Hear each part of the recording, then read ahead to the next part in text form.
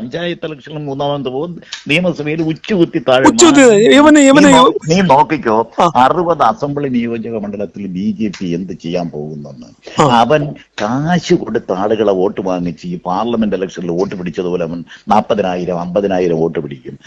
Congress party 3-ാം സ്ഥാനത്ത് ഉച്ചുകുത്തി. തീർച്ചയായിട്ടും cake Marxist party ഭരണം തുടരുകയും ചെയ്യും. ഇതാണ് കേരളത്തിൽ സംഭവിക്കാൻ പോകും. അതോട് ഈ പാർട്ടിയുടെ അതോ ഗതിയായിരിക്കും. ഇതിനകത്ത് മുസ്ലിം കമ്മ്യൂണിറ്റിയിലുള്ളവർ അവർ വേറെ കുറെ പാർട്ടിയിലും കുറെ കമ്മ്യൂണിസ്റ്റ് പാർട്ടിയിലും പോകും. കോൺഗ്രസിനുണ്ടെന്ന് പറയുന്ന കുറെ ആളുകൾ BJPയിലും മറ്റേതെങ്കിലും പാർട്ടികളിലേക്ക് പോകും. ഇത് എടുക്കാത്ത ചരക്കായി ഈ വരുന്ന പഞ്ചായത്ത് ഇലക്ഷനും അസംബ്ലി ഇലക്ഷൻ കഴിയുമ്പോഴാണ് നശിക്കുന്നത്.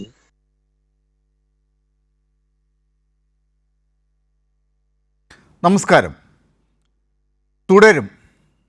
പാലോട് രവിയുടെ ക്ലിപ്പ് കണ്ടവർക്കും കേട്ടവർക്കും ഒരു കാര്യം ഉറപ്പായി: സംസ്ഥാനത്ത് ഇടതുഭരണം തുടരും. പലതും തുടരും എന്നാണ് അതിൻ്റെ അർത്ഥം എന്ന് പാലോട് രവി എന്ന കോൺഗ്രസിൻ്റെ തിരുവനന്തപുരം ജില്ലാ അധ്യക്ഷൻ തന്നെ സാക്ഷ്യപ്പെടുത്തുന്നു. കോൺഗ്രസിൻ്റെ മൂക്കും കുത്തി വീഴ്ച തുടരും. മുസ്ലിം സമുദായത്തിൽ നിന്ന് ഉൾപ്പെടെ ആളുകൾ CPIMലേക്ക് ചേക്കേറുന്നത് തുടരും. കോൺഗ്രസിൽ നിന്ന് BJPയിലേക്കുള്ള ആളുകളുടെ ഒഴുക്ക് തുടരും. പഞ്ചായത്ത് തെരഞ്ഞെടുപ്പിൽ UDF 3-ാം സ്ഥാനത്താകും എന്ന നില തുടരും. ഇത് പറയുന്നത് പാലോട് രവിയാണ്. രവി സാർ പഴയ രവി സാർ തന്നെയാണ്. സാറിനറിയാം കാര്യങ്ങൾ. നാശത്തിൻ്റെ വഴിയിലാണ് കോൺഗ്രസ് എന്ന് അടിയുറച്ച് പറയുന്നത് പാലോട് രവി എന്ന DCC പ്രസിഡന്റ് തന്നെയാണ്. നേതാക്കൾ എങ്ങനെയൊക്കെ കാലുവാരാമോ അങ്ങനെയൊക്കെ നോക്കും. പഞ്ചായത്ത് ഇലക്ഷൻ കഴിയുമ്പോൾ കോൺഗ്രസിൻ്റെ മുഖം വികൃതമാകും. 4 സ്ഥാനം ഇല്ലാത്ത ആരുണ്ട്? 40 സ്ഥാനമുള്ളവരാണ് സുധാകരനും സണ്ണി ജോസഫും. എന്തിനാണ് സുധാകരന് MP സ്ഥാനം? കീരിയും പാമ്പുമാണ് എല്ലാം. ഇതിനിടയിൽ പുറത്തറിയുന്നതും അറിയാത്തതുമായ പല പ്രവചനങ്ങളും രവി സാർ നടത്തിയിട്ടുണ്ട്. അതിലൊന്നും അദ്ദേഹത്തിന് ഒരു റിഗ്രറ്റുമില്ല. 4 നേതാക്കന്മാരുടെ മുഖത്ത് നോക്കി പറയാൻ ആഗ്രഹിച്ചത് ഇപ്പോൾ രവി സാർ വോയിസ് ക്ലിപ്പാക്കി എന്നേ ഉള്ളൂ. രവി സാർ പഴയ രവി സാർ തന്നെയാണ്. അപ്പോൾ LDF 3-ാമതും തുടരും. അതാണ് ഹൈലൈറ്റ്. ന്യൂസ് ആൻഡ് ന്യൂസ് ചർച്ച ചെയ്യുന്നു. ഇന്ന് ചർച്ചയിൽ ചേരുന്നവർ: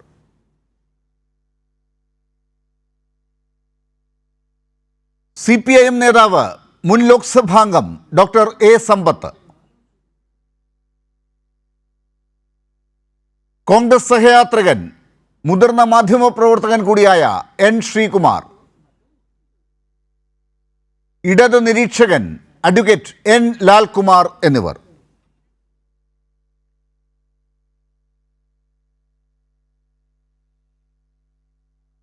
ഏറ്റവും ആദ്യം N ശ്രീകുമാർ, താങ്കളിലേക്ക് തന്നെ വരികയാണ്.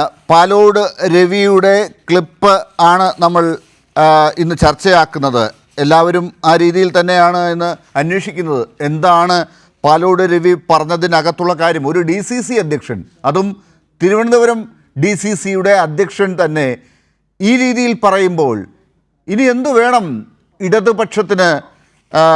ഇതിൽ കൂടുതൽ അവർക്ക് അമിത ആത്മവിശ്വാസം വരാൻ. കാരണം അവർക്ക് ആദ്യമേ തന്നെ ആത്മവിശ്വാസമുണ്ട്.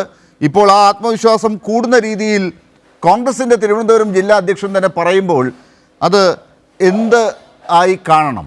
N ശ്രീകുമാർ.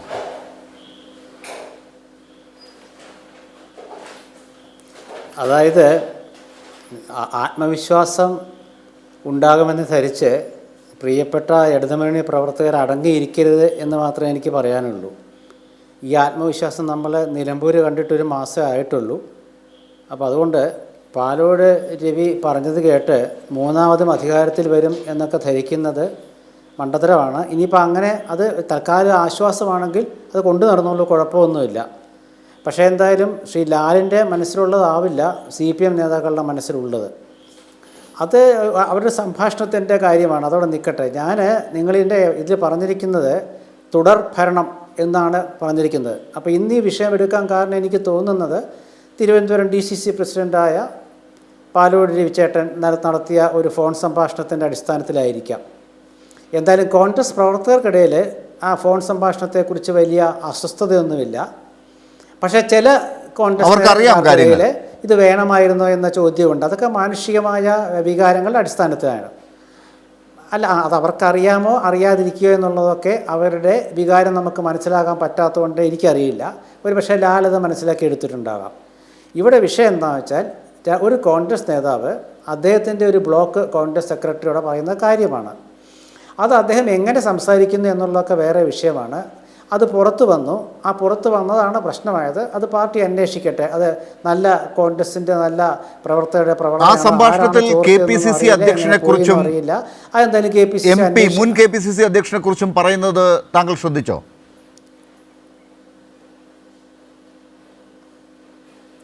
അല്ല, ഞാൻ പറയട്ടെ. ഞാൻ ലാലിന് പറയാനുള്ള അവസരം പിന്നീട് ഉണ്ടാവും. ഞാനൊന്ന് പറഞ്ഞു കഴിയട്ടെ. അതായത് രണ്ടുപേര് തമ്മിലുള്ള സംഭാഷണം, ഫോൺ സംഭാഷണം പുറത്തു വിടുന്നത് നല്ലൊരു രാഷ്ട്രീയ സംസ്കാരമായിട്ട് ഞാൻ കരുതുന്നില്ല. അത് ഇവിടെ മാത്രമല്ല, ഏതാണെങ്കിലും.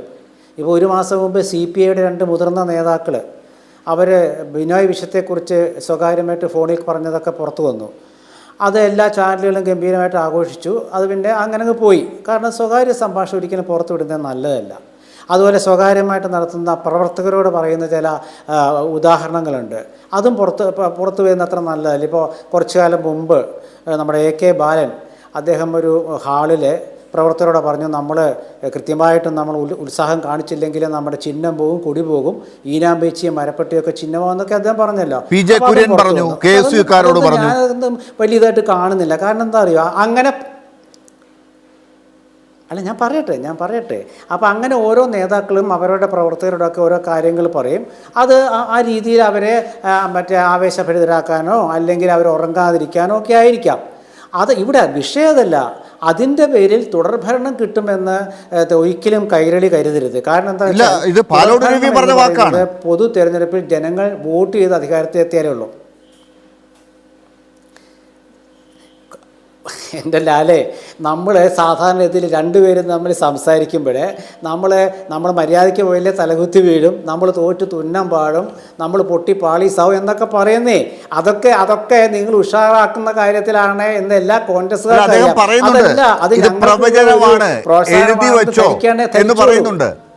പറയുന്നുണ്ട്. 60 അസംബ്ലി സീറ്റുകളിൽ BJP പൈസ കൊടുത്ത് വോട്ട് വാങ്ങുന്നു. അപ്പോൾ കോൺഗ്രസിൽ നിന്ന് കുറേ വോട്ടുകൾ അങ്ങോട്ടേക്ക് പോകും. മുസ്ലിം വോട്ടുകളൊക്കെ CPMന് കിട്ടും, കോൺഗ്രസിൻ്റെ. അങ്ങനെ അധികാരത്തിലേക്ക് വീണ്ടും LDF വരും, കോൺഗ്രസ് മൂന്നാമതാകും എന്നാണ് പറയുന്നത്. അതായത് രണ്ടാമത് ആരാണെന്നുള്ളൊരു വിഷയം കൂടിയുണ്ട്. അത്രയ്ക്ക് ആത്മവിശ്വാസമാണ് അദ്ദേഹത്തിന്.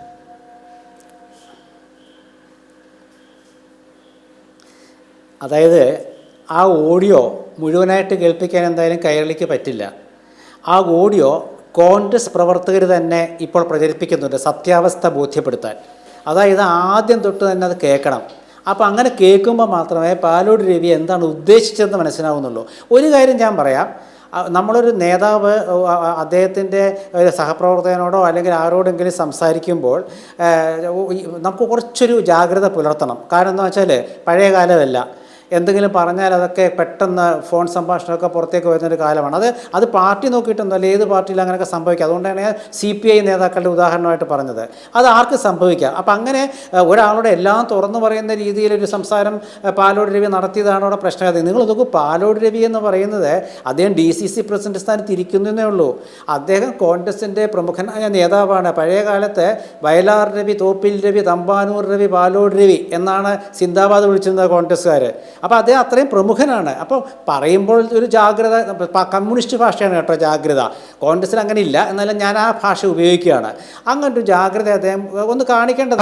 താങ്കൾ ഉൾപ്പെടെ അത് ഉപയോഗിച്ചോളൂ. പലരും ഇപ്പോൾ അത് ഉപയോഗിച്ച് തുടങ്ങാൻ പോകുന്നതാണല്ലോ പാലോട് രവി ഉൾപ്പെടെ പറയുന്നത്. അപ്പോൾ ഞാൻ അതിനകത്ത് ഒരു ചോദ്യം കൂടി ഞാൻ അങ്ങോട്ട് ചോദിക്കുകയാണ്. ഇപ്പോൾ ഈ പറഞ്ഞ കാര്യത്തിൽ താങ്കൾ പറഞ്ഞതിനോട് ഞാൻ യോജിക്കുന്നു. ഈ ഫോണൊക്കെ സ്വകാര്യ സംഭാഷണങ്ങളിൽ വരുന്നതൊക്കെ ചോർത്തുന്നത് മോശം തന്നെയാണ്, അതിനോട് ഞാൻ യോജിക്കുന്നില്ല. പക്ഷേ അത് നമ്മളങ്ങനെ എടുത്ത് ഓരോ ഇഞ്ചും ചർച്ച ചെയ്യേണ്ടതുമില്ല. പക്ഷേ ചില രാഷ്ട്രീയ കൗതുകങ്ങളുണ്ട്, രാഷ്ട്രീയ കാര്യങ്ങളുണ്ട്. പാലോട് രവി താങ്കൾ പറഞ്ഞതുപോലെ സാധാരണ ഒരു നേതാവല്ല. അദ്ദേഹം ഇത്രയും പാരമ്പര്യമുള്ളൊരു കോൺഗ്രസ് നേതാവാണ്. ആ നേതാവ് ഇപ്പോൾ തിരുവനന്തപുരം ജില്ലയുടെ DCC അധ്യക്ഷനാണ്. അപ്പോൾ അദ്ദേഹം പറയുകയാണ്, ഏത് പശ്ചാത്തലത്തിലോ ആയിക്കോട്ടെ, സുധാകരന് 40 സ്ഥാനങ്ങളുണ്ട്. ഇത് ശരിയാണോ? അതുപോലെ KPCCയുടെ ഇപ്പോഴത്തെ അധ്യക്ഷന് അദ്ദേഹത്തിന് 4 സ്ഥാനങ്ങൾ കൂടുതലുണ്ട്. ഇതൊക്കെ ശരിയാണോ? ഇതൊക്കെ എവിടെ ചെന്ന് എത്തിക്കും കാര്യങ്ങളെ എന്ന് പറയുമ്പോൾ അതൊരു പ്രാദേശിക വിഷയമല്ല, അദ്ദേഹത്തിൻ്റെ മനസ്സിലുള്ള ഒരു കാര്യമാണ് പുറത്തേക്ക് വരുന്നത്. ഇത് ഈ പാർട്ടിയെ കൂപ്പ് കുത്തിക്കും എടുക്കാച്ചരക്കാക്കും എന്ന് പറയുമ്പോൾ ശ്രദ്ധിക്കണ്ടേ?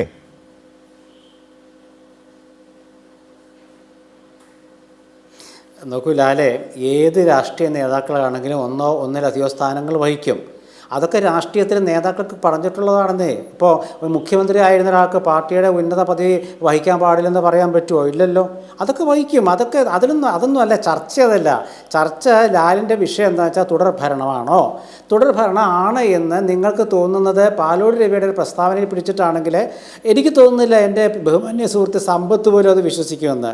ഇവിടെ ലാൽകുമാർ അദ്ദേഹം ഒരു കമ്മ്യൂണിസ്റ്റ് സഹയാത്രികനാണല്ലോ, ഞാൻ അങ്ങനെ കരുതുന്നത്. അദ്ദേഹവും വിശ്വസിക്കുന്നുണ്ടാവില്ല. പക്ഷേ ഈ വിശ്വസിക്കുന്നവരെങ്ങനെയാണെന്നറിയാമോ? പാർട്ടിയുടെ ആത്മാർത്ഥതയില്ലാത്തവരാണ്. അതാ പാലോട് രവി പറഞ്ഞ് നമ്മൾ ജയിക്കുമെന്ന്. അപ്പോൾ പിന്നെ നമുക്ക് അടങ്ങിയിരിക്കാമെന്ന് ധരിക്കരുത്. നിലമ്പൂരുണ്ട്. AK ആന്റണി പറഞ്ഞിട്ടുണ്ട് നിലമ്പൂർ ജയിച്ചപ്പോൾ അമിത ആത്മവിശ്വാസം പാടില്ല. നേരെ മറിച്ച് ആന്റണി പറഞ്ഞു ആത്മവിശ്വാസം പാടില്ല. അതുകൊണ്ട് കോൺഗ്രസ് തുടർ ഭരണം വീണ്ടും LDF ഇല്ല. ശരിയാണ്. കാരണം നമുക്ക് മുൻ അനുഭവങ്ങളുണ്ട്. 2015 അരുവിക്കര ജയിച്ചു, 2016 ഇടതു ഭരണം വന്നു, 2020 അരൂരിൽ UDF ജയിച്ചു, 2021 ഇടതു ഭരണം വന്നു, ഇപ്പോൾ നിലമ്പൂരിൽ 2023 വിജയിച്ചു. അപ്പോൾ അത് വരണമെന്നില്ല. താങ്കൾ പറഞ്ഞത് യുക്തിയാണ്, AK ആന്റണി പറഞ്ഞത് ശരിയാണ്. നമുക്ക് ആ ചർച്ചയിലേക്ക് വരാം. അപ്പോൾ ഇവിടെ തുടരും എന്നുള്ളത്, ഇടത് ഭരണം തുടരും എന്നാണ് പാലോട് രവി പറയുന്നതെങ്കിലും അതിലേക്ക് അങ്ങനെ വിശ്വസിക്കേണ്ട എന്ന് N. ശ്രീകുമാർ, ഡോക്ടർ സമ്പത്ത് ഓർമ്മിപ്പിക്കുകയാണ് ഇടതുപക്ഷത്തിനെ. അതിൽ നിങ്ങൾ ഒരു പ്രതികരണം കൊടുക്കേണ്ടതുണ്ട്. അതൊന്ന്, ഞാൻ ഈ തുടരുമെന്ന് പറഞ്ഞത് ഇടത് ഭരണത്തെക്കുറിച്ച് മാത്രമല്ല ഡോക്ടർ സമ്പത്ത്, ഒരുപാട് കാര്യങ്ങൾ തുടരുമെന്നാണ് പാലോട് രവി പറഞ്ഞതിൻ്റെ സൂചന. ഞാനത് ഇൻട്രോയിൽ കുറേയൊക്കെ പറഞ്ഞിട്ടുണ്ട്, താങ്കൾ ശ്രദ്ധിച്ചു കാണും എന്ന് തോന്നുന്നു. താങ്കൾക്ക് എന്ത് തോന്നുന്നു? ഡോക്ടർ ലാലെ, നമ്മുടെ പ്രിയ സുഹൃത്ത് ശ്രീകുമാർ പറഞ്ഞ കാര്യങ്ങളെ നമ്മളത് ആ മാന്യതയിൽ തന്നെ അതിനെ മുഖവിലേക്ക് നമ്മൾ എടുക്കുകയും അത് വിശകലനം ചെയ്യുകയും വേണം. ഇപ്പോൾ ഞാൻ ശ്രീ പാലോട് രവിയെ സംബന്ധിച്ച് എന്തെങ്കിലും, ഇപ്പോൾ നമ്മുടെ ഈ ഒരു ചർച്ചയിലാണെങ്കിലും വ്യക്തിപരമായി എനിക്ക് അദ്ദേഹത്തെ ഒരു 40 വർഷത്തിലേറെ അടുത്ത് പരിചയമുള്ള ആളാണ്. എൻ്റെ പിതാവ് സഖാവ് അനിരുദ്ധൻ്റെ വളരെ അടുത്ത ഒരു സുഹൃത്തു കൂടിയായിരുന്നു. അവർ ഒരുമിച്ച് CITU INTUC അവർ സംയുക്ത സമരസമിതിയായി പല പ്രക്ഷോഭങ്ങളുമെല്ലാം നടത്തിയിട്ടുണ്ട്, വ്യത്യസ്ത രാഷ്ട്രീയ കക്ഷികളിൽ നിൽക്കുമ്പോഴും. അതിനുശേഷം ഞാൻ രവീണ്ണൻ എന്നാണ് അദ്ദേഹത്തെ വിളിച്ചിട്ടുള്ളത്. ഞാൻ 1996 11ാം ലോക്സഭയിൽ അന്ന് ചിറയൻകീഴിൽ നിന്ന് ജയിക്കുമ്പോൾ അദ്ദേഹം നെടുമങ്ങാട് മണ്ഡലത്തിൽ നിന്ന് അദ്ദേഹം MLA ആണ്. ഞാൻ അണ്ണനെന്ന് മാത്രമേ വിളിച്ചിട്ടുള്ളൂ. പലപ്പോഴും തുറന്ന അഭിപ്രായം പറയുന്ന ഒരാളാണ് അദ്ദേഹം. കോൺഗ്രസിൻ്റെ നേതാവ്, DCC പ്രസിഡന്റ് എന്നുള്ളതിനപ്പുറമായി ഞാൻ അദ്ദേഹത്തെ കാണുന്നത് ജനങ്ങളോട് നന്നായി ഇടപെടുകയും ജനങ്ങളുടെ വിഷയങ്ങൾ മനസ്സിലാക്കുകയും അവരുടെ ഹൃദയസ്പന്ദനങ്ങൾ അറിയാവുന്നതായിട്ടുള്ള ഒരു തൊഴിലാളി നേതാവ് കൂടിയാണ്, ട്രേഡ് യൂണിയൻ നേതാവാണ്. 1991 മുതൽ ഇങ്ങോട്ടുള്ള നവലിബറൽ സാമ്പത്തിക നയങ്ങൾ ഈ പണിയെടുക്കുന്ന വിഭാഗങ്ങൾക്ക്, ഇടത്തരക്കാർക്ക്, കൃഷിക്കാരും കർഷക തൊഴിലാളികളും വീട്ടമ്മമാരും അടക്കമുള്ളവരുടെ മേൽ ഒരു അശനിപാതം പോലെ അങ്ങനെ അടിച്ചേൽപ്പിച്ചിട്ടുള്ള നിരവധി വിഷയങ്ങളെ സംബന്ധിച്ച് അദ്ദേഹത്തിന് നന്നായിട്ട് അറിയാം. ഒരു സാധാരണ കോൺഗ്രസിൻ്റെ നേതാവിൻ്റെ ഉപരിപ്ലവമായിട്ടുള്ള പല കാര്യങ്ങളും, അത്തരത്തിലുള്ള വാചാടോപങ്ങളുണ്ട്. അതിനപ്പുറമായി വിഷയത്തെ അങ്ങനെ കൈകാര്യം ചെയ്യുക. നല്ലൊരു വായനക്കാരനാണ്. നമ്മുടെ ഈ ഗ്രന്ഥശാല പ്രസ്ഥാനവുമായി ബന്ധപ്പെട്ട് തന്നെ കോൺഗ്രസിൻ്റെ നേതാവാണ് അദ്ദേഹം. ഈ രാജാറാം മോഹൻ റായ് ഫൗണ്ടേഷനിൽ അതിലടക്കം അതിൻ്റെ ഭരണസമിതിയിൽ ഉണ്ടായിരുന്ന ആളാണ്. ഞാനിത് പറഞ്ഞതിൻ്റെ കാരണം അദ്ദേഹത്തെ പോലുള്ള നിരവധി കോൺഗ്രസുമായി സ്വാഭാവികമായി, ഞാൻ CPIMൻ്റെ പ്രവർത്തകനാണ്, ഒരു പൊതുപ്രവർത്തകൻ എന്നുള്ള നിലയിൽ ഞാൻ പറയുമ്പോഴും കോൺഗ്രസിൻ്റെ നിരവധി അവരുടെ പ്രവർത്തന ശൈലിയോട്, അവരുടെ മുദ്രാവാക്യങ്ങളോട് പലതിനോടും വ്യക്തമായ വിയോജിപ്പുണ്ട്. അല്ല, ഒന്നാമത്തെ വിയോജിപ്പ് തന്നെ ഞാൻ പറയാം. ശ്രീ ശ്രീകുമാറിൻ്റെയും ശ്രീ പാലോട് രവിയുടെയും എല്ലാം നേതാവായിട്ടുള്ള ശ്രീ രാഹുൽ ഗാന്ധി കേരളത്തിൽ വന്നിട്ട് RSSനെയും CPIMനെയും തുലനം ചെയ്തുകൊണ്ട് അദ്ദേഹം നടത്തിയൊരു പ്രസ്താവനയുണ്ട്. അത് ഈ അങ്ങനെ ഒരു പബ്ലിക് ഡൊമൈനിലേക്ക് അങ്ങനെ ഒരു പരസ്യമായ പ്രസ്താവന എന്നുള്ളത് മാത്രമല്ല, കോൺഗ്രസ്സുകാരുടേതായ ഒരു കമ്മിറ്റിയിൽ പോലും അത്തരത്തിൽ പറയണമെങ്കിൽ അദ്ദേഹത്തിൻ്റെ മനസ്സിലുള്ള ഇടതുപക്ഷ വിരോധം എന്ത് എന്നുള്ളത് അതിൻ്റെ ഒരു ബഹിർസ്ഫുരണമാണ്. നമ്മളിന്ന് ജീവിക്കുന്നതായ ഒരു സമൂഹമുണ്ട്. നമ്മളിന്ന് ജീവിക്കുന്ന ഇന്ത്യ എന്നത് ഭരണഘടന തന്നെ അട്ടിമറിക്കപ്പെടുന്നതിന്, ഭരണഘടനാ സ്ഥാപനങ്ങളെ വരുതിയിലാക്കുന്നതിനും, അതിന് ഈ രാഷ്ട്രത്തിൽ കോർപ്പറേറ്റ് വൽക്കരണവും ഒപ്പം ഈ വർഗീയവൽക്കരണവും പിന്നെ ഈ രാഷ്ട്രത്തെ ഒരു മതരാഷ്ട്രമാക്കി മാറ്റുന്നതിനും വേണ്ടിയുള്ള പരിശ്രമങ്ങൾ നടത്തിക്കൊണ്ടിരിക്കുകയാണ്. അത് ഗവൺമെൻറ് തലത്തിൽ തന്നെ. RSS അതിനെ പിന്നിൽ നിന്ന് നയിക്കുന്നുവെന്ന് പറയുന്നത് മാത്രമല്ല, ഇന്ന് മുന്നിൽ വന്നത് തന്നെ നയിക്കുകയാണ്. ഗവർണർമാർ അത്തരത്തിലായി കഴിഞ്ഞു. അവിടെ ഇന്ത്യയുടെ വിവിധ ഭരണഘടനാ സ്ഥാപനങ്ങളിൽ അങ്ങനെ ആയിക്കഴിഞ്ഞു. നാഗ്പൂരിൽ നിന്ന് കൊടുക്കുന്നതായിട്ടുള്ള ഉത്തരവുകളാണോ നിങ്ങൾ അനുസരിക്കുന്നതെന്ന് ചിലപ്പോഴെങ്കിലും ചില ഹൈക്കോടതികളെങ്കിലും ചോദിക്കേണ്ടതായ സ്ഥിതിയിലേക്ക് വന്നു. കേന്ദ്ര അന്വേഷണ ഏജൻസികളെ വേട്ടപ്പട്ടികളെ പോലെ കെട്ടഴിച്ചു വിട്ട് രാഷ്ട്രീയ പ്രതിയോഗികളെ നേരിടുന്ന നിലയിലേക്ക് വന്നു. ഇത്തരം കാര്യങ്ങളെല്ലാം. കേരളത്തിലെ കോൺഗ്രസ് ഇക്കാര്യത്തിൽ എടുക്കുന്ന നിലപാടെന്താണ്? ഞാൻ അറിയാൻ മേലാഞ്ഞിട്ടൊന്ന് ചോദിക്കുകയാണ്. ഉത്തരേന്ത്യയിൽ പലയിടങ്ങളും ഇപ്പോൾ സോണിയാഗാന്ധിക്കെതിരായി അല്ലെങ്കിൽ രാഹുൽ ഗാന്ധിക്കെതിരായി എൻഫോഴ്സ്മെൻറ്റ് ഡയറക്ടറേറ്റ് അത്തരത്തിൽ എന്തെങ്കിലും അവരുടേതായ അന്വേഷണം നടത്തിയാൽ, അല്ല കോൺഗ്രസ് നേതാക്കൾക്കെതിരായി ഒരു പക്ഷേ ഇൻകം ടാക്സിൻ്റേതായിട്ടുള്ള റെയ്ഡ് വന്നാൽ, അത്തരം കാര്യങ്ങളിലെല്ലാം ഇന്ത്യ ഗവൺമെൻറ് ഈ സെൻട്രൽ ഏജൻസികളെ കെട്ടഴിച്ചു വിടുന്നുവെന്ന് പറയുകയും, എന്നാൽ ഈ കേരള സംസ്ഥാനത്ത് ഇങ്ങനൊരു മതനിരപേക്ഷ ഗവൺമെൻറ്, ഈ സംസ്ഥാനത്ത് ഇതൊരു മതനിരപേക്ഷ ഗവൺമെൻറ്റാണ്. ഈ ഗവൺമെൻറ്റിൻ്റെ ഒരുപാട് പുരോഗമന സ്വഭാവങ്ങൾ, ആ പുരോഗതി ഈ കേരളത്തിന് നേടിക്കൊടുക്കുന്നതിൽ അത്തരം കാര്യങ്ങളിൽ സഖാവ് പിണറായിയുടെ നേതൃത്വത്തിലുള്ള ഒന്നാം ഗവൺമെൻറ്റും രണ്ടാം ഗവൺമെൻറ്റും മാത്രമല്ല 1957 മുതൽ ഇങ്ങോട്ടുള്ള ചരിത്രം പരിശോധിച്ചാൽ കമ്മ്യൂണിസ്റ്റ് പാർട്ടിയുടെ നേതൃത്വത്തിൽ നടത്തിയിട്ടുള്ള ഒട്ടനവധി, അതിന് വിപ്ലവകരം എന്ന് വിശേഷിപ്പിച്ചാൽ ഇപ്പോൾ ചില ആളുകൾക്ക് അതിൻ്റെ ആ പദപ്രയോഗത്തിൽ എത്ര ശരിയാണെന്നോ ഒറ്റ കാര്യമുള്ളൂ. മനുഷ്യന് മണ്ണിൽ അവകാശം നൽകിക്കൊണ്ട് ആദ്യം കോൺഗ്രസ്സാണ് പ്രമേയം പാസ്സാക്കിയത്, കൃഷിക്കാരന് ഭൂമി എന്നത്, അല്ലേ, കർഷകന് ഭൂമി, കൃഷിഭൂമി നടപ്പാക്കിയത് ഇന്ത്യയിൽ ആദ്യം കേരളത്തിലാണ്, EMSൻ്റെ ഗവൺമെൻറ്റാണ്. പിന്നെ രണ്ടാമത് നടപ്പാക്കിയ ഒരു ഗവൺമെൻറ് എന്ന് പറയുന്നത് ഷെയ്ഖ് അബ്ദുള്ളയുടെ ഗവൺമെൻറ്റാണ്, ജമ്മു കാശ്മീരിലാണ്. കോൺഗ്രസ് എല്ലാം നടപ്പാക്കിയത്. കേരളത്തിൽ ഇന്നൊരു വർഗ്ഗമില്ല, അറിയാമോ ലാലേ? ശ്രീകുമാറും ഡോക്ടർ ലാൽകുമാറും എന്നോട് ഈ കാര്യത്തിൽ യോജിക്കും, പ്രേക്ഷകരും. കേരളത്തിൽ ഒരു വർഗ്ഗം ഇന്നില്ല. ഏതെന്നറിയോ? ജന്മിവർഗം ഇന്ന് കേരളത്തിലില്ല, അറിയണം. ഇന്ത്യയിൽ പലയിടങ്ങളിലും ഇപ്പോഴും അങ്ങനെ ഒരു ക്ലാസ് ഉണ്ട്, ജന്മിവർഗം എന്നുള്ളത്. കേരളത്തിൽ അങ്ങനെ ഇല്ല. 1967 EMSൻ്റെ ഗവൺമെൻറ് വന്നില്ലായിരുന്നെങ്കിൽ 10ാം ക്ലാസ് വരെയുള്ള പഠനം സൗജന്യമാവില്ലായിരുന്നു. അന്ന് ഫീസ് 5 രൂപയാണ്, അടയ്ക്കാനായി വൈകിയാൽ 25 പൈസയാണ് പിഴ. ഇപ്പോൾ ഒരു വാർത്ത വരുന്നുണ്ട്, ആ വാർത്ത ഞാൻ അറിയിക്കുകയാണ്. DCC പ്രസിഡന്റ് പാലോട് രവിയുടെ രാജി KPCC സ്വീകരിച്ചിരിക്കുന്നു. തിരുവനന്തപുരം DCC പ്രസിഡന്റ് പാലോട് രവി സമർപ്പിച്ച രാജി സ്വീകരിച്ചതായി KPCC president Sunny Joseph MLA അറിയിച്ചു. സംഘടനാ വിരുദ്ധ പ്രവർത്തനം നടത്തിയെന്ന് പ്രഥമ ദൃഷ്ടിയാൽ ബോധ്യപ്പെട്ടതിനാൽ Vamanapuram block general secretary A ജലീലിനെ കോൺഗ്രസ് പാർട്ടിയുടെ പ്രാഥമിക അംഗത്വത്തിൽ നിന്ന് പുറത്താക്കിയതായും സണ്ണി ജോസഫ് അറിയിച്ചിട്ടുണ്ട്. പാലോട് രവി രാജിവെച്ചു, അതാണ് വാർത്ത. ഡോക്ടർ സമ്പത്ത്, താങ്കളുടെ രവിയണ്ണൻ്റെ അവസ്ഥ ഇപ്പോൾ ഇതാണ്. അല്ല, ഞാൻ അദ്ദേഹത്തോടുള്ള ബഹുമാനത്തിൽ ഒരു കുറവും എനിക്കില്ല. ഞാൻ തുറന്നു തന്നെ പറയുകയാണ്. അദ്ദേഹം എടുക്കുന്ന നിലപാട് എന്തുള്ളത്, അത് എന്താണ് തുടർന്നുള്ള നിലപാട് എന്നുള്ളത്, അത് നമ്മൾ കാണാനിരിക്കുന്നതേ ഉള്ളൂ. കോൺഗ്രസ്സിനകത്തുള്ള ആഭ്യന്തര പ്രശ്നങ്ങൾ എന്നുള്ളത് അത് ഇന്ന് തുടങ്ങിയതല്ല. ഈ നിലമ്പൂരിലെ ഉപതെരഞ്ഞെടുപ്പ് സമയത്ത് തന്നെ, അതിനു മുമ്പും ഇത്തരത്തിലുള്ള കാര്യങ്ങൾ, ഇത് വെറും പടലപ്പിണക്കമല്ല ലാലേ. ഒരു പാർട്ടി, ആ പാർട്ടിയുടേതായ ഒരു സമ്മേളനം നടത്താൻ കഴിയാത്ത സ്ഥിതിയിലേക്ക്, ഒരു സമ്മേളനം ചേരുന്നു എന്ന് കേട്ടാൽ അപ്പോൾ തന്നെ അസഭ്യവർഷങ്ങളുമായി പല ആളുകളും അവിടെ കൂടുകയും പിന്നെ അതൊരു ക്രമസമാധാന പ്രശ്നമാവുകയും ഇത് ഒരു അക്രമങ്ങളിലേക്ക് പോവുകയും ചെയ്യുന്ന ഒരു നിലയിലേക്ക്. അതുകൊണ്ടല്ലേ KPCC പ്രസിഡന്റുമാർ എത്ര പേരായില്ല അല്ലേ? യെസ്. പിണറായി വിജയനെ ചവിട്ടി പുറത്താക്കുമെന്ന് പറഞ്ഞുകൊണ്ട് എത്ര പ്രസിഡന്റുമാരാണ് ഇരുന്നത്? ഒന്ന് എണ്ണി നോക്കിയേ. ഇപ്പോൾ ശ്രീകുമാറിന് തന്നെ ഓർമ്മയുണ്ടോ കഴിഞ്ഞ 9 കൊല്ലക്കാലത്തിനിടയിൽ KPCCക്ക് എത്ര പ്രസിഡന്റുമാരായെന്ന്? എല്ലാവരെയും അങ്ങനെ ഈ നോമിനേറ്റ് ചെയ്യുന്നത് പോലെ, ഇപ്പോൾ അതിന് പകരം ഇപ്പം നമ്മൾ നോമിനേറ്റ് ചെയ്യുന്നു, അത് അങ്ങനെയല്ലേ പറയേണ്ടത്? അവരെ നിയമിക്കുകയാണല്ലോ, തിരഞ്ഞെടുക്കുകയല്ലല്ലോ. അവിടെ ഈ ഹൈക്കമാൻഡ് തീരുമാനിക്കുന്നു. ഇവിടെ ഈ പറഞ്ഞത് അങ്ങനെ ഉള്ള ആളുകൾ ഇവിടെ വന്ന് ചുമതലയെടുക്കുന്നു. ഇവിടെ ഇന്ന് കാണുന്ന ആളിനെ നാളെ കാണുന്നില്ല. എന്തിനാണ് അദ്ദേഹത്തെ ഇങ്ങനെ പുറത്താക്കിയതെന്ന് ഒരു പ്രസിഡന്റ് തന്നെ ചോദിക്കുന്നു. അപ്പോൾ അദ്ദേഹം വന്നതും അതിനു മുമ്പ് എന്നെ പുറത്താക്കിയത് എന്തിനെന്ന് പഴയൊരു പ്രസിഡന്റ് ചോദിക്കുന്നു.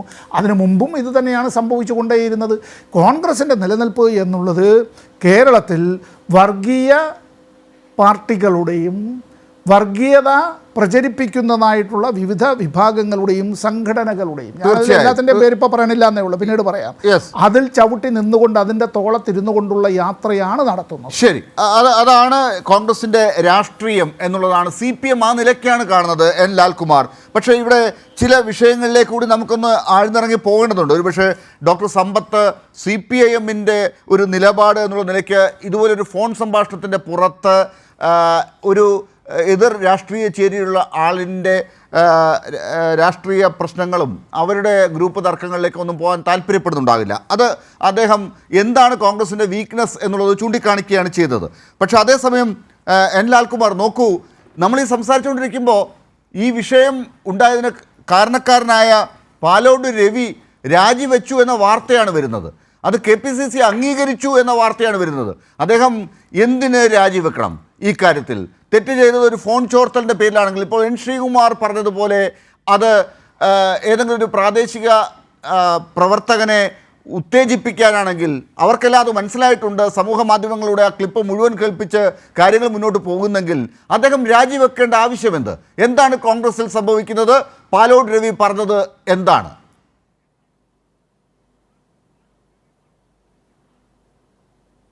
അല്ല, ഇവിടെ ശ്രീകുമാരേട്ടൻ ആദ്യം സൂചിപ്പിച്ചതുപോലെ ഞാനൊരു CPM സഹയാത്രികനാണോ എന്ന് ചോദിച്ചാൽ നിശ്ചയമായും ഞാനൊരു CPM സഹയാത്രികനാണ്. അദ്ദേഹം ഒരു കോൺഗ്രസ് സഹയാത്രികൻ എന്ന നിലയ്ക്ക് സംസാരിക്കുന്നു. ഞാനും CPM സഹയാത്രികൻ എന്നുള്ള രീതിയിൽ തന്നെയാണ് സംസാരിക്കാറ്. നമ്മൾ മറച്ചു വെച്ച് സംസാരിക്കുന്ന ആൾക്കാരല്ല. CPMനെ പ്രതിനിധീകരിക്കുന്നുണ്ടോ ഞാൻ ചോദിച്ചാൽ ഒരിക്കലുമില്ല. പക്ഷേ 99% കാര്യത്തിലും എനിക്ക് CPMൻ്റെ അഭിപ്രായമുള്ളത്. അപ്പം ഇവിടെ CPMൻ്റെ അഭിപ്രായം വളരെ വ്യക്തമായി പറഞ്ഞു. അത് കടന്ന് ഒരഭിപ്രായം ഞാനും പറയേണ്ടതില്ലെന്നാണ് ഞാനും കണക്കാക്കുന്നത്. അതിനകത്ത് ഒന്നോ രണ്ടോ അതിൻ്റെ അകത്ത് വരുന്ന ഒരു കൺഫ്യൂഷൻസ് അല്ലെങ്കിൽ ആ പസിൽസ് മാത്രം ഞാൻ സൂചിപ്പിക്കാമെന്ന് കരുതുന്നു. കാര്യം CPMന് അത് വ്യക്തിപരമായി എടുത്തത് മുന്നോട്ട് നീങ്ങാത്ത പക്ഷം ഞാനും അതിനകത്ത് വലിയ കുത്തിത്തിരിപ്പുണ്ടാക്കാൻ പാടില്ലെന്ന് കരുതുന്നു. ഇവിടെ 2 കാര്യങ്ങൾ ഞാൻ സൂചിപ്പിക്കാം. അതിലൊന്ന്, പാലോട് രവി എന്ന് പറയുന്ന ആൾ കോൺഗ്രസിൻ്റെ അനിഷേധ്യനായ നേതാവാണ്. ആ കോൺഗ്രസിൻ്റെ അനിഷേധ്യനായ നേതാവ് അദ്ദേഹം ഒരു പേഴ്സണൽ ഫോൺ കോളിലായിരിക്കാം, അങ്ങനെയാണല്ലോ സംസാരിക്കുന്നത്. ആ പേഴ്സണൽ ഫോൺ കോളിൽ അദ്ദേഹത്തിൻ്റെ ഏറ്റവും സൗഹൃദമുള്ള ഒരാളോടാണ് ഇങ്ങനെയുള്ളൊരു കാര്യം ഷെയർ ചെയ്യുന്നത്. ആ ഷെയർ ചെയ്യുന്നത് പുറത്തു വരുന്നു. ഇപ്പം ഞാൻ ഇവിടുത്തെ ഈ പാനലിലിരിക്കുന്ന സമ്പത്തിൻ്റെയോ അല്ലെങ്കിൽ ശ്രീകുമാരേട്ടനെയോ ഒരാളെ ഞാൻ ഫോൺ ചെയ്യുന്നു. നമ്മൾ തമ്മിലുള്ളത് കോൺവെർസേഷൻ, പേഴ്സണലായിട്ടുള്ള കോൺവെർസേഷൻ. അത് പുറത്തു വരുന്നു എങ്കിൽ അതിന് 2 സാധ്യതകളേ ഉള്ളൂ. അതിലൊന്നിൽ ഞാൻ പുറത്തു വിടണം, അല്ലെങ്കിൽ അപ്പുറത്ത് നിൽക്കുന്ന ആൾ പുറത്തു വിടണം. ഇതിനല്ലേ ഉള്ളൂ സാധ്യത. അപ്പോൾ ഇതിനകത്ത് ഇതാരാണ് പുറത്തു വിട്ടിരിക്കുന്നത് എന്നുള്ളതാണ്. അല്ല, അതിൻ്റെ ഒരു സൂചന ഇപ്പോൾ വന്നിരിക്കുന്നത് ഈ അപ്പുറത്ത് നിന്ന് ജലീലാണ് ഇത് പുറത്തു വിട്ടിരിക്കുന്നത് എന്നുള്ള രീതിയിൽ അദ്ദേഹത്തെ ഇപ്പോൾ പാർട്ടി പുറത്താക്കിയിട്ടുണ്ട്. ഒന്ന്, ലാൽകുമാർ. രണ്ടാമത്തെ കാര്യം, ഈ ക്ലിപ്പിൽ തന്നെ ഇവർ തമ്മിൽ സംസാരിക്കുമ്പോൾ പറയുന്നുണ്ട് കോൺഗ്രസ്സുകാർ തമ്മിൽ പരസ്പര ബന്ധമില്ല, പരസ്പര സ്നേഹമില്ല. നമ്മൾ 2 അടുപ്പമുള്ള ആളുകൾ തമ്മിലുള്ള ഫോൺ സംഭാഷണത്തെക്കുറിച്ചാണ് പറയുന്നത്. കോൺഗ്രസിനകത്ത് ഇത്തരം ഒരു ബന്ധമില്ലാതെയാണ് പാർട്ടി മുന്നോട്ട് പോകുന്നത്. അത് പാർട്ടിയെ എടുക്കാച്ചരക്കാക്കുമെന്നാണ് പാലോട് രവി പറഞ്ഞിരിക്കുന്നത്. സുധാകരനെ, സണ്ണി ജോസഫിനെ ഒക്കെ അതിനിടയ്ക്ക് കൊണ്ടുവരുന്നുണ്ട്. അത് നമ്മൾ ചർച്ച ചെയ്യണ്ടേ? ഇടത് നിരീക്ഷകൻ ലാൽകുമാറിനോടാണ് ചോദിക്കുന്നത്. താങ്കൾ നേരത്തെ ചില കാര്യങ്ങൾ വിടും എന്ന് സൂചിപ്പിച്ചതുകൊണ്ട് അത് വിടണോ എന്നുള്ളത് ആലോചിക്കാനാണ് ഞാൻ ഇങ്ങനെ ഓർമ്മിപ്പിക്കുന്നത്. അത് സഖാവ് സമ്പത്ത് സാർ അതിൽ സൂചിപ്പിക്കുകയായിരുന്നെങ്കിൽ ഞാൻ അതൊക്കെ ഒന്ന് പിടിച്ചേനെ. അത് പോട്ടെ. അതുകൊണ്ടാണ് ഞാനതൊന്ന് സൈലൻസ് കീപ്പ് ചെയ്തത്. ഞാൻ അതിലേക്ക് പോവാം. കാര്യം എനിക്കും ആ ലിമിറ്റ് ക്രോസ് ചെയ്യാൻ താല്പര്യമില്ല. അപ്പം ഞാൻ പറഞ്ഞത് വ്യക്തമായെന്ന് തോന്നുന്നു. ഞാൻ ഈ പറഞ്ഞ ഘട്ടത്തിൽ നിന്ന് തന്നെ കാര്യങ്ങൾ പറയാം, വ്യക്തമായി തന്നെ പറയാം. അപ്പം ഞാൻ പറഞ്ഞു വന്ന പോയിൻ്റ് എന്താ, ആരാണ് പുറത്തു വിട്ടിരിക്കുന്നത്? ഇപ്പോൾ താങ്കൾ പറഞ്ഞ പോലെ പാലോട് രവി അദ്ദേഹം അല്ല പുറത്തു വിട്ടിരിക്കുന്നത്, അപ്പുറത്ത് നിൽക്കുന്ന ഒരാളാണ് പുറത്തു വിട്ടിരിക്കുന്നത്, അല്ലേ?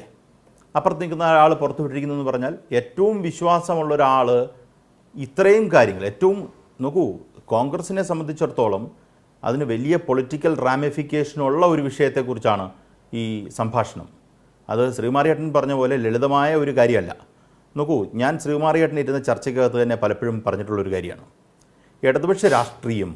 ഇടതുപക്ഷ രാഷ്ട്രീയത്തിൻ്റെ ശക്തിയാലാണ് വിജയിക്കാൻ ശ്രമിക്കുക. നിങ്ങളുടെ വീക്ക്നെസ് അല്ല നമ്മുടെ സ്ട്രെങ്ത്തെയാണ് നമ്മൾ വിജയിക്കുന്നത്. നിങ്ങൾക്ക് പല വീക്ക്നെസ് ഉണ്ടാവും. അത് ഞാൻ ഉദ്ധരിച്ചിട്ടുള്ള ഉദാഹരണം മഹാഭാരത യുദ്ധത്തിലെ ഒരു കഥയാണ്. അദ്ദേഹത്തിന് കൃത്യമായിട്ട് അറിയാം. ദുര്യോധനൻ ഗദായുദ്ധത്തിൽ ഏർപ്പെടുന്നുണ്ടെങ്കിൽ ഭീമനോട്, അല്ലെങ്കിൽ ഭീമൻ ദുര്യോധനോട്.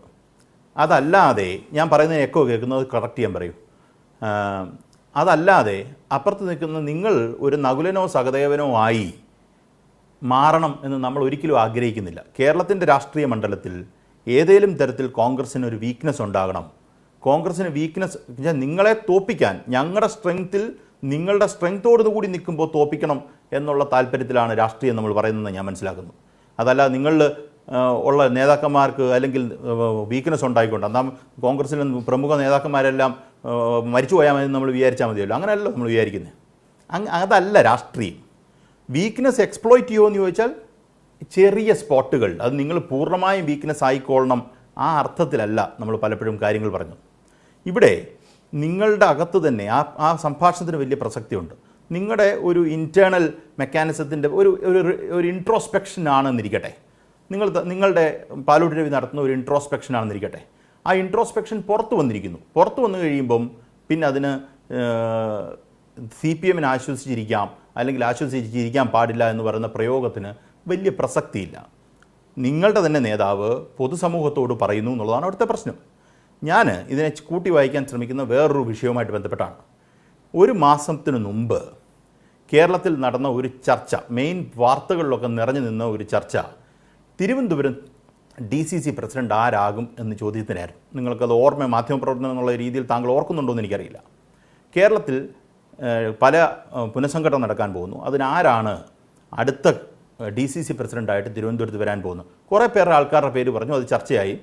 അപ്പോൾ അതിൻ്റെ അർത്ഥം പാലോട് രവിയെ മാറ്റാൻ തീരുമാനിച്ചിരിക്കുന്നു എന്നുള്ളത് ഏതാണ്ട് നമുക്കൊരു അൺഡിക്ലെയർഡായിട്ട് പക്ഷേ ഡിസൈഡ് ചെയ്ത് വന്നൊരു കാര്യമാണ്. അത് വാർത്തയായി വന്നതാണ്. ശിവകുമാർ അതിനുവേണ്ടി പിടിക്കുന്നു, മറ്റൊരാൾ പിടിക്കുന്നു എന്നൊക്കെ പറഞ്ഞാണ് ഒരു യുവ നേതാവിൻ്റെ പേര് ഉയർന്നു വന്നു. അത് വാർത്തയായി, നിങ്ങളൊക്കെ വാർത്തയടിച്ചു, അങ്ങനെ വന്നതാണ്. അപ്പം എനിക്ക് തോന്നുന്നു അതുമായി ചേർത്ത് വെച്ച് ഈ വിഷയത്തെ വായിക്കണമെന്നാണ് ഞാൻ കണക്കാക്കുന്നത്. ഒരു മിനിറ്റ് ലാൽകുമാർ, ഒറ്റ മിനിറ്റ് ആ കാര്യം ഒന്ന് പരിശോധിക്കട്ടെ. കാരണം ഇപ്പോൾ നൃപൻ ചക്രവർത്തി, കോൺഗ്രസിൻ്റെ ഈ വാർത്തകൾക്ക് കൂടെ തന്നെ സഞ്ചരിക്കുന്ന നമ്മുടെ റിപ്പോർട്ടറാണ് നൃപൻ ചക്രവർത്തി. ഇപ്പോൾ നമ്മളോടൊപ്പം നൃപനുണ്ട്. നൃപൻ, പാലോട് രവി രാജിവെച്ചിരിക്കുകയാണ്. കോൺഗ്രസിന് KPCC അത് കേട്ട പാതി കേൾക്കാത്ത പാതി ഒരു വാർത്താക്കുറിപ്പ് എന്നുള്ള നിലയിലേക്ക് പുറത്തേക്ക് വിട്ടു എന്നാണ് ഞാൻ മനസ്സിലാക്കുന്നത്. അതിനകത്ത് വലിയ ചർച്ചകളിലേക്കൊന്നും പോയിട്ടില്ല. ഇത് കാത്തിരുന്നതാണോ KPCC? എന്താണ് അവിടെ സംഭവിച്ചത്? KPCCയുടെ വിശദീകരണമായി വന്നിട്ടുള്ളത് ഇങ്ങനെയാണ്. തിരുവനന്തപുരം DCC പ്രസിഡന്റ് പാലോട് രവി സമർപ്പിച്ച രാജി സ്വീകരിച്ചതായി KPCC president Sunny Joseph MLA അറിയിച്ചു. സംഘടനാ വിരുദ്ധ പ്രവർത്തനം നടത്തിയെന്ന് പ്രഥമ ദൃഷ്ടിയാൽ ബോധ്യപ്പെട്ടതിനാൽ Vamanapuram block general secretary A ജലീലിനെ കോൺഗ്രസ് പാർട്ടിയുടെ പ്രാഥമിക അംഗത്വത്തിൽ നിന്ന് പുറത്താക്കി എന്നതാണ് സണ്ണി ജോസഫിന്റെ വാർത്താക്കുറിപ്പായി, KPCC അധ്യക്ഷൻ സണ്ണി ജോസഫിന്റെ വാർത്താക്കുറിപ്പായി പുറത്തു വരുന്നത്. അതായത് ബ്ലോക്ക് ജനറൽ സെക്രട്ടറി A ജലീലിന് ഇക്കാര്യത്തിൽ നടപടിയുണ്ട്. പാലോട് രവിയുടെ കാര്യത്തിൽ നടപടിയല്ല, മറിച്ച് പാലോട് രവി രാജി സമർപ്പിച്ചു, അതുകൊണ്ട് രാജി അംഗീകരിച്ചു എന്നതാണ്. ഇക്കാര്യത്തിൽ പാർട്ടിക്ക് വലിയ തരത്തിൽ ക്ഷീണമുണ്ടാക്കി. അതായത് നിലവിലുള്ള സാഹചര്യം, പാർട്ടിയുടെ സംഘടനാ രംഗത്തെ സാഹചര്യം, ഒപ്പം തന്നെ വീണ്ടും പിണറായി സർക്കാർ, വീണ്ടും LDF സർക്കാർ അധികാരത്തിൽ വരുമെന്ന് പറഞ്ഞത് ജനങ്ങൾക്കിടയിലും ഒപ്പം തന്നെ പാർട്ടി പ്രവർത്തകർക്കിടയിലും വലിയ തരത്തിൽ ക്ഷീണമുണ്ടാക്കിയതാണ് KPCC നേതൃത്വത്തിന്റെയും മുതിർന്ന നേതാക്കളുടെ വിലയിരുത്തൽ. ഇക്കാര്യത്തിൽ പാലോട് രവിയെ സസ്പെൻഡ് ചെയ്യുകയോ നടപടിയെടുക്കുകയോ ചെയ്താൽ അത് കൂടുതൽ വിവാദങ്ങളിലേക്ക് പോകും. അതുകൊണ്ട് പാലോട് രവിയുടെ രാജി സ്വീകരിക്കുക, രാജി സ്വീകരിച്ച ശേഷം ആ രാജി സ്വീകരിച്ച് അംഗീകരിച്ചു എന്ന കാര്യത്തിൽ നടപടി ഒതുക്കി തലയൂരാനാണ് KPCC നേതൃത്വത്തിന്റെ തീരുമാനം. ഇക്കാര്യങ്ങളിൽ കൂടുതൽ വിവാദമുണ്ടായാൽ അത് പാർട്ടിക്ക് കൂടുതൽ ക്ഷീണമുണ്ടാകുമെന്നതാണ് KPCCയുടെ വിലയിരുത്തൽ. ഇപ്പോൾ രാജിവെപ്പിച്ച്, അതായത് പാലോട് രവിയുടെ രാജി സ്വീകരിച്ച് രാജിവെപ്പിച്ച് വിഷയം അവസാനിപ്പിക്കാനാണ് കോൺഗ്രസ് നേതൃത്വത്തിന്റെ നിലപാട്. ഒപ്പം തന്നെ ഇക്കാര്യത്തിൽ കൂടുതൽ എന്തുകൊണ്ട് ഇങ്ങനെ ഒരു സംഭാഷണം നടത്തിയെന്ന വിശദീകരണമോ, എന്തുകൊണ്ട് നിലവിലെ കോൺഗ്രസ് സാഹചര്യം ഇതാണ് എന്ന കാര്യത്തിൽ വസ്തുത പരിശോധിക്കാനോ KPCC നേതൃത്വം തയ്യാറാകുന്നില്ല. കാരണം പറഞ്ഞ കാര്യത്തെ സംബന്ധിച്ച് കൂടുതൽ വിശദാംശങ്ങളിലേക്ക് പോകാൻ പാർട്ടി നേതൃത്വം തയ്യാറാകുന്നില്ല എന്നതാണ് ഇതിൽ നിന്ന് വ്യക്തമാകേണ്ടത്. ശരി നൃപൻ, ഞാൻ തിരിച്ചു വരാൻ ആവശ്യമുണ്ടെങ്കിൽ ഇപ്പോൾ താങ്കൾക്ക് ഈ കാര്യങ്ങൾ കൂടുതൽ അറിയാവുന്നതാണ്. താങ്കൾ കൃത്യമായി പറഞ്ഞതുപോലെ തന്നെ ഈ കാര്യത്തിൽ കൂടുതൽ വഷളാകാതിരിക്കാൻ വേണ്ടി സസ്പെൻഡ് ചെയ്യുക എന്നുള്ള കാര്യങ്ങളിലേക്കൊന്നും പോകാതെ അദ്ദേഹം കൊടുത്ത രാജി സ്വീകരിച്ചു എന്നുള്ളതാണ്. പാർട്ടി കോൺഗ്രസ് ആയതുകൊണ്ടാണ് നമ്മൾ വീണ്ടും ചില ചോദ്യങ്ങളിലേക്കൊക്കെ പോകുന്നത്. N. ലാൽകുമാർ, ഞാൻ ഈ രാജി സ്വീകരിച്ച് പ്രശ്നം വഷളാക്കാതിരിക്കാൻ ശ്രമിക്കുന്നു എന്ന് പറയുമ്പോൾ ഇത് ആദ്യമേ ദുർബലമായിരിക്കുന്ന ഒരു പാർട്ടിയെയാണ് ഇപ്പോൾ ഇത് കൂടുതൽ ക്ഷീണിപ്പിക്കുന്നത് എന്ന അവസ്ഥ ഉണ്ടാകുന്നത് എന്ന് കാണേണ്ടി വരില്ലേ? ഇത് പറഞ്ഞതെല്ലാം സത്യമാണ് എന്ന് ആളുകൾ കേട്ടു എന്നതാണോ ഇപ്പോൾ പ്രശ്നം?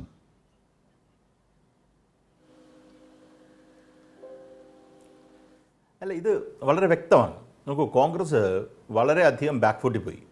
ശ്രീകുമാരേട്ടനെ എനിക്കറിയാമല്ലോ. ശ്രീകുമാരേട്ടൻ്റെ മനസ്സിൽ കൂടെ പോകുന്നത് എന്താണെന്ന് കൃത്യമായിട്ട് എനിക്കറിയാം. അദ്ദേഹം കോൺഗ്രസിനെ ആത്മാർത്ഥമായി സ്നേഹിക്കുന്നത് കൊണ്ട് അദ്ദേഹം ഒരു ഡിഫൻസ് നടത്തുന്നതാണ്, അദ്ദേഹം കണ്ടൻഷൻസ് കണ്ടുപിടിച്ച് നടത്തുന്നതാണ്. ഒരു കാരണവശാലും അദ്ദേഹം ഇതുമായിട്ട് ഈ പറഞ്ഞതുമായിട്ടൊന്നും യോജിക്കുമെന്നും അത് CPM-ലേക്ക് അദ്ദേഹം കൊണ്ടുവന്നു CPM-ന് ആശ്വാസമാകുമോ എന്നുള്ള രീതിയിലേക്ക് അദ്ദേഹം ആ ചർച്ചയെ ഡൈവേർട്ട് ചെയ്യാൻ നോക്കി എന്നുള്ളതാണ്. സത്യത്തിൽ ഇത് CPM എന്ന് പറയുന്ന ഒരു വിഷയമല്ല. CPM ഇതിനകത്തൊരു ബാധകമാകുന്നൊരു വിഷയമല്ല. തുടർഭരണം കിട്ടുമോ എന്ന്, തുടർഭരണം കിട്ടും എന്നുള്ളത് അപ്പുറത്ത് നിൽക്കുന്ന ആൾക്കാർ നിങ്ങളുടെ DCC പ്രസിഡന്റ് തന്നെ പറയുന്നു എന്നുള്ളതാണല്ലോ വിഷയം. ആ വിഷയം പ്രതിപക്ഷ നേതാവ് പറയുന്നതും അല്ലെങ്കിൽ KPCC പ്രസിഡന്റ് പറയുന്നതിനും ഘടകവിരുദ്ധമായ ഒരു അഭിപ്രായം ഈ പറയുന്ന കോൺഗ്രസ് പാർട്ടിക്കുള്ളിൽ തന്നെ ഇടതുപക്ഷ ജനാധിപത്യ മുന്നണിയെക്കുറിച്ചും അതിൻ്റെ സർക്കാരിനെക്കുറിച്ചും ഉണ്ട് എന്നാണ് മനസ്സിലാക്കേണ്ടത്. അതുകൂടാതെ ഒരു കാര്യം കൂടെ വളരെ പ്രസക്തമായി നമ്മൾ കാണേണ്ട കാര്യമുണ്ട്. നോക്കൂ, BJP ഒരുപാട്, അത് വളരെ പ്രസക്തമായി നമ്മൾ കാണേണ്ട, വളരെ ശക്തമായി കാണേണ്ട ഒരു വിഷയമാണ്. BJP ഒരുപാട് പണം ഇറക്കുമെന്നും ആ BJP പണം ഇറക്കുന്നത് വഴി കോൺഗ്രസിൻ്റെ വോട്ട് പോകും എന്നാണ് അദ്ദേഹം പറയുന്നത്. BJP പണം ഇറക്കുമ്പം CPM ജയിക്കുകയാണെങ്കിൽ അതുകൂടാതെ BJP കൂടുതൽ വോട്ട് പിടിക്കുകയും കൂടെ ചെയ്യുന്നു. അദ്ദേഹത്തിൻ്റെ കാൽക്കുലേഷനാണ്. ഇപ്പം BJP പണം ഇറക്കി CPM-ൻ്റെ വോട്ട് പിടിച്ചു പോകുന്നു എന്നല്ല അദ്ദേഹം പറയുന്നത്. BJP പണം ഇറക്കി പിടിച്ച് കൂടുതൽ വോട്ട് പിടിക്കുന്നു. അപ്പോൾ കോൺഗ്രസിൻ്റെ വോട്ട് പിടിക്കുമെന്ന് അതിൻ്റെ അർത്ഥം. ഈ പറയുന്ന കോൺഗ്രസിൻ്റെ വോട്ട് പിടിച്ച് കോൺഗ്രസ് താഴെ പോകും. ഇതേ കാര്യമല്ലേ യഥാർത്ഥത്തിൽ തൃശ്ശൂർ തെരഞ്ഞെടുപ്പിൽ സംഭവിച്ചത്, തൃശ്ശൂർ പാർലമെൻറ്റ് തെരഞ്ഞെടുപ്പിൽ സംഭവിച്ചത്. അതിവർ സമ്മതിച്ചിട്ട്, നമ്മളോട് ഒരിക്കലും ഇവർ സമ്മതിച്ചിട്ടില്ല. അപ്പം ഞാൻ പറയാൻ ശ്രമിക്കുന്നൊരു കാര്യം നമ്മൾ വളരെ ജാഗ്രതയോടുകൂടി കാണണ്ട, കോൺഗ്രസും ജാഗ്രതയോടുകൂടി കാണണം. പാലോട് രവിയുടെ സ്റ്റേറ്റ്മെൻറ്റ് നിങ്ങൾ വളരെ ഗൗരവത്തിലെടുക്കണമെന്ന് ഞാൻ കണക്കാക്കുന്നത്. അദ്ദേഹത്തെ സസ്പെൻഡ് ചെയ്ത് പുറത്താക്കുകയല്ല ചെയ്യേണ്ടത്. കാരണം അല്ലെങ്കിൽ രാജിവെച്ചു മാറിപ്പോയി എന്നുള്ളത് മാത്രമേ, ഒരു ഐവാഷ് നടത്തിയിട്ട് കാര്യമില്ല. നിങ്ങൾ ചിന്തിക്കേണ്ടത് നിങ്ങളുടെ വോട്ട് നിങ്ങളുടെ ഭാഗത്ത് നിൽക്കണ്ടേ. കാര്യം BJP പണം കൂടുതൽ മുടക്കിയാൽ നിങ്ങളുടെ വോട്ട് കൃത്യമായി കോൺഗ്രസിൻ്റെ ഭാഗത്തു നിന്ന് BJP-യിലേക്ക് ഷിഫ്റ്റ് ചെയ്യുമെന്ന് ഒരു DCC പ്രസിഡന്റ് തന്നെ വിശ്വസിക്കുന്ന ഒരു സാഹചര്യം കേരളത്തിലെ രാഷ്ട്രീയത്തിലുണ്ട് എങ്കിൽ അത് അപകടകരമായ രാഷ്ട്രീയ അന്തരീക്ഷമാണ് കോൺഗ്രസിനകത്ത് ഉണ്ടാക്കിയിരിക്കുന്നതെന്നാണ് ഞാൻ കണക്കാക്കുന്നത്. വളരെ അത് നിങ്ങൾ നമ്മുടെ ആശ്വാസത്തെക്കുറിച്ചും തുടരും നിങ്ങളിങ്ങനെ സമാധാനമായിട്ടിരുന്നോ എന്ന് പറയുന്നതും നിങ്ങളുടെ അടിയിലെ മണ്ണ് ഒലിച്ചു പോകുന്നുണ്ടോ എന്നുള്ളതിനെക്കുറിച്ചുള്ള നിങ്ങളുടെ വിലയിരുത്തലും. അത് DCC പ്രസിഡന്റ് താങ്കൾ പറഞ്ഞ പോലെ പല രവിമാർ ചേർന്നതിലെ ഏറ്റവും വലിയൊരു രവിയാണ് പാലോട് രവി. അപ്പോൾ അദ്ദേഹത്തിന് രാഷ്ട്രീയത്തെക്കുറിച്ച് ബോധ്യമില്ലാഞ്ഞിട്ടല്ല, അല്ലല്ലോ. അപ്പം ഈ പറയുന്ന 2-3 കാര്യങ്ങൾ ചേർത്ത് വെച്ച് ഇതിനകത്ത് വായിക്കുമ്പോൾ വളരെ ബുദ്ധിമുട്ടായിട്ടുള്ള കാര്യങ്ങൾ കോൺഗ്രസിൽ നടക്കുന്നതാണ് എൻ്റെ. ശരി, N. ശ്രീകുമാർ, അതായത് കോൺഗ്രസിനകത്ത് പ്രശ്നങ്ങൾ തുടരും എന്നാണ്, ആ തുടർച്ചയാണ് ഇപ്പോൾ ചർച്ച ചെയ്യേണ്ടത്. ഈ മൂന്നാമത് LDF വീണ്ടും വരും എന്നുള്ള കാര്യത്തിൽ അങ്ങനെ ഉറച്ചു വിശ്വസിക്കേണ്ട. അതെന്താകും എന്നുള്ള കാര്യത്തിൽ അവരെ ജാഗ്രതപ്പെടുത്തുന്നതിനപ്പുറം ഇവിടെ ചില ജാഗ്രതപ്പെടുത്തലുകൾ ആവശ്യമുണ്ട്. ഇപ്പോൾ ഈ പാലോട് രവി രാജിവെക്കുക കൂടി ചെയ്തപ്പോൾ ആ പ്രശ്നങ്ങൾ കുറച്ചുകൂടി സങ്കീർണമാകുന്നു എന്നല്ലേ മനസ്സിലാക്കേണ്ടത്? കൂടുതൽ ഗൗരവത്തിലെടുക്കണ്ടേ? അവിടെയുള്ള പ്രശ്നങ്ങൾ അദ്ദേഹം ചൂണ്ടിക്കാട്ടിയതിലേക്ക് പോകണ്ടേ? അത് പോകാതെ എങ്ങനെ ഈ 3-ാം സ്ഥാനത്ത് കഴിഞ്ഞ തവണ ആയതാണ് തിരുവനന്തപുരം കോർപ്പറേഷൻ, നമ്മൾ കണ്ടതാണല്ലോ. പഞ്ചായത്ത് തെരഞ്ഞെടുപ്പിലേക്ക് പോകുമ്പോൾ ഇത് ആവർത്തിക്കുമെന്ന് പറയുന്ന പാലോട് രവിയെ നമ്മൾ ഇങ്ങനെ അങ്ങ് തഴഞ്ഞു വിട്ടാൽ മതിയോ?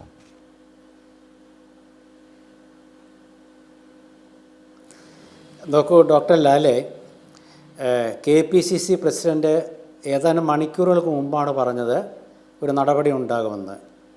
നമ്മൾ ഈ ചർച്ച നടത്തിക്കൊണ്ടിരിക്കുമ്പോൾ തന്നെ ആ നടപടി വന്നു. അതാണ് KPCC-യുടെ പുതിയ സംവിധാനത്തിലെ സെമി കേഡർ സ്വഭാവം. ഇതൊന്നും വലിച്ചു നീട്ടി പ്രതിപക്ഷത്തിൻ്റെ ഇടയിൽ അനൈക്യമുണ്ടാക്കാനും UDF-നും കോൺഗ്രസിനും ഇടയിൽ അനൈക്യമുണ്ടാക്കാനുമൊക്കെ ഒരുപാട് കുത്തിത്തിരിപ്പുകാർ രംഗത്ത് വരുമെന്ന് ഉറപ്പുള്ളതുകൊണ്ടാണ് പെട്ടെന്ന് തന്നെ നടപടി സ്വീകരിച്ചത്. ഈ ചർച്ച വളരെ നല്ല രീതിയിലുള്ള രാഷ്ട്രീയമായിട്ട് പോകുന്നതുകൊണ്ട് ഞാൻ അതിലേക്ക് തന്നെയാണ് പോകുന്നത്. എൻ്റെ സുഹൃത്ത് ലാൽകുമാർ പറഞ്ഞ പോലെ ഞാനിത് ചർച്ചയുടെ ഗതി തിരിച്ചുവിടാൻ ശ്രമിച്ചില്ല.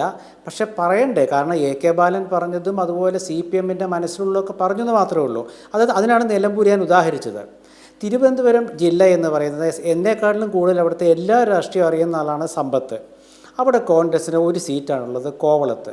മറിച്ച് അവിടെ നിങ്ങൾ നോക്കൂ, ഒരുപാട് മണ്ഡലങ്ങളിൽ കോൺഗ്രസ് ജയിച്ചതാണ്. പ്രമുഖരായ പാലോട് രവിയും വിജയകുമാറും കാർത്തികേയനും ശബരിനാഥും അതുപോലെ മുരളീധരനൊക്കെ ജയിച്ച ഒരുപാട് പേര് ജയിച്ച ഒരു ജില്ലയാണ് തിരുവനന്തപുരം. അവിടുത്തെ ഒരു DCC പ്രസിഡന്റ് ഇക്കാര്യം പറയുന്നതിൽ അത് പ്രവർത്തകർക്ക് മനസ്സിലാകുമെന്നാണ് ഞാൻ ആദ്യം പറഞ്ഞതിൻ്റെ സാരാംശം. അപ്പോൾ ഞാനൊരു കാര്യം പറഞ്ഞിരുന്നു, രവിചേട്ടന് ഒരു ജാഗ്രതക്കുറവുണ്ടായി എന്നുള്ളത്. ആ ജാഗ്രതക്കുറവുണ്ടായി എന്ന് അദ്ദേഹത്തിന് സ്വയം തോന്നിയത് കൊണ്ടാകാം. കാരണം പാർട്ടിയിലെ എല്ലാവരെയും വിശ്വസിക്കാൻ പാടില്ല എന്ന് അദ്ദേഹം പഠിച്ചു കാണുമല്ലോ. അപ്പോൾ അതുകൊണ്ട് അദ്ദേഹം ആ മാന്യമായ തീരുമാനം എന്താണ്, എന്നെ ചൊല്ലി ഇനിയും പാർട്ടിയിലൊരു തർക്കം വേണ്ട, ഞാൻ രാജിവെക്കുന്നു. അതിലെന്താ തെറ്റുള്ളത്? അപ്പോൾ ഇങ്ങനെ വിശ്വസിക്കാൻ പറ്റാത്തവർ, ഇങ്ങനെ സ്നേഹമില്ലാത്തവർ, ഒരു ബന്ധവും പരസ്പരം ഇല്ലാത്തവർ, അതാണോ കൂടുതൽ? ഇത്രയ്ക്ക് പാലോട് രവി സംസാരിക്കുന്ന ആ ജലീൽ എന്ന് പറയുന്ന ആളിനോടുള്ള ആ ബന്ധം നമുക്കറിയാം, അവർ നല്ല രീതിയിൽ അറിയാവുന്നവരാണ്. അങ്ങനെയുള്ള ആളുകൾക്ക് പോലും ഈ രീതിയിൽ ചതിക്കാൻ പറ്റുന്ന അവസ്ഥയാണെങ്കിൽ കോൺഗ്രസിലെ ഭാരവാഹികളെക്കുറിച്ച് പാലോട് രവി പറഞ്ഞതിൽ എന്ത് തെറ്റ്? കാലുവാരുന്നവർ, എടുക്കാച്ചരക്കാക്കുന്നവർ.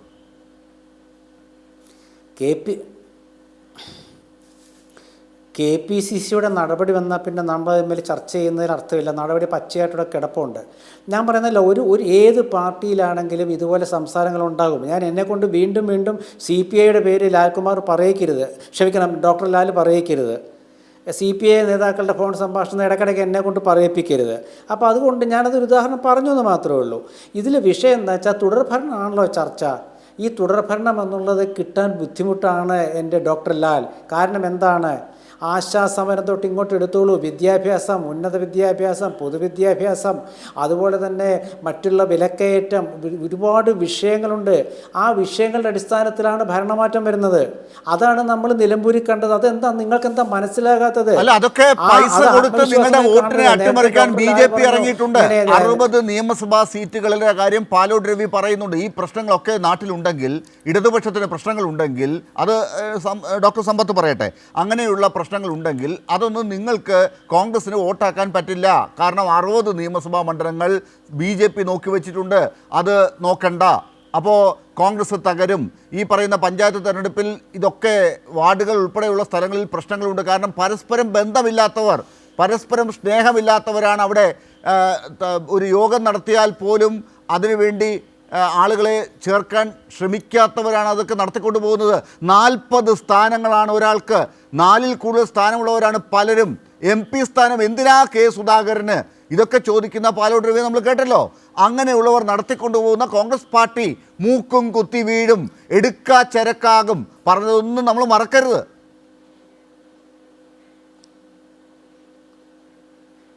നോക്കൂ, അതാണല്ലോ അദ്ദേഹം ഇന്ന് രാജിവെച്ചത്. അത് മനസ്സിലായില്ലേ? അല്ല, ഇത്രയും സംസാരിച്ചിട്ട് മനസ്സിലായില്ലേ? അതാണ് രാജിവെച്ചില്ലെങ്കിൽ പുറത്താക്കുമായിരുന്നു. അതാണോ നേതാവിന്റെ ഭാഗത്ത്? അല്ല, ഞാൻ ചോദിക്കാം, നമ്മൾ ഈ യാഥാർത്ഥ്യത്തെ പിന്നെ നമ്മൾ എന്തിനാ വേറൊന്നുകൊണ്ട് മറയ്ക്കുന്നത്? KPCC പ്രസിഡന്റിന് അദ്ദേഹം രാജി കൊടുത്തു, രാജി അംഗീകരിച്ചു എന്ന് പറഞ്ഞതിന് അർത്ഥം എന്താണ്? KPCC പ്രസിഡന്റ് പുറത്താക്കിയതാണോ? അദ്ദേഹം സ്വയം രാജിവെച്ചു. അത് മാന്യതയാണ് കോൺഗ്രസ്സിലെ. ഞാനൊരു ഉദാഹരണം പറയട്ടെ. ഉദാഹരണം പറയുമ്പോൾ നിങ്ങൾക്ക് ചിലപ്പോൾ ഇഷ്ടപ്പെടില്ല, പക്ഷേ പറയാതിരിക്കാൻ നിവൃത്തിയില്ല. നമ്മുടെ RSS നേതാവായിരുന്ന BJPയുടെ കേന്ദ്ര കമ്മിറ്റി എന്ന പ്രകാശ് ജാവ്ദേക്കറെ നമ്മുടെ EP ജയരാജൻ കണ്ടു ഇല്ലേ? അദ്ദേഹം സന്ദർശിച്ച ശേഷം ഗോവിന്ദ മാസ്റ്റർ പത്രസമ്മേളനത്തിൽ പറഞ്ഞു LDF കൺവീനർ സ്ഥാനത്ത് നിന്ന് അദ്ദേഹത്തെ മാറ്റി. അപ്പോൾ പത്രലേഖകർ ചോദിച്ചു, അത് ഈ ചർച്ച ചെയ്തതിൻ്റെ അടിസ്ഥാനത്തിലാണോ എന്ന് ചോദിച്ചപ്പോൾ അദ്ദേഹം പറഞ്ഞു അതും ഉണ്ടാകാമെന്ന് പറഞ്ഞു. നേരെ മറിച്ച് TP രാമകൃഷ്ണനോട് ചോദിച്ചു, LDF കൺവീനറോടെ, ഇതെന്തിനാ സംഭവം എന്ന് ചോദിച്ചു. അപ്പോൾ അദ്ദേഹം പറഞ്ഞു സംഘടനാപരമായ നടപടിയാണെന്ന്.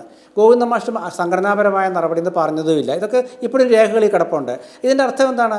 പാർട്ടിയിൽ ഇങ്ങനെ ഓരോ സമയത്ത് വരുമ്പോൾ ഇങ്ങനെയൊക്കെ ഉള്ള തന്ത്രങ്ങളും അതുപോലെ നിരീക്ഷണങ്ങളൊക്കെ കൊണ്ടാണ് എല്ലാ പാർട്ടിയും മുന്നോട്ട് വരുന്നത്. അങ്ങനെയൊക്കെ വരുമ്പോൾ അതൊക്കെ എല്ലാവരും ചർച്ചയും ചെയ്യും. അതുപോലെ നമ്മൾ ഇന്ന് ചർച്ച ചെയ്യുന്നത് പാലോട് രവി പറഞ്ഞ കാര്യമാണ്. ആ കാര്യത്തിൽ കോൺഗ്രസ് പാർട്ടിയുടെ അവസ്ഥയാണ് ചർച്ച ചെയ്യേണ്ടത്. ആ അവസ്ഥ മാറ്റിവെച്ചുകൊണ്ട് നന്നാകാനുള്ള എന്തെങ്കിലും നിലപാടുകൾ, നയമാറ്റങ്ങൾ കോൺഗ്രസിൽ എടുക്കുന്നതായി കണ്ടില്ല. ആകെ വന്നത് രാജി സ്വീകരിക്കലും ഒരാളെ പുറത്താക്കലും, സസ്പെൻഡ് ചെയ്യലുമാണ് സംഭവിച്ചിരിക്കുന്നത്. ഇതുകൊണ്ട് പരസ്പര സ്നേഹവും പരസ്പര ബന്ധവും വളരുമോ? അതുപോലെ 10% സ്ഥലത്തെ കോൺഗ്രസ്സിന് ഈ പ്രവർത്തിക്കാൻ ആളുള്ളൂ എന്നാണ് പാലോട് രവി പറഞ്ഞത്. ഇതുകൊണ്ട് ആ ആൾ 10% എന്നുള്ളത് 90% ഉയരുമോ? എന്താണ് ഇറങ്ങി നടക്കാൻ ആളില്ലാത്ത ഈ പാർട്ടി ഇതോടുകൂടി നന്നാകുമെന്നാണോ കാണേണ്ടത്?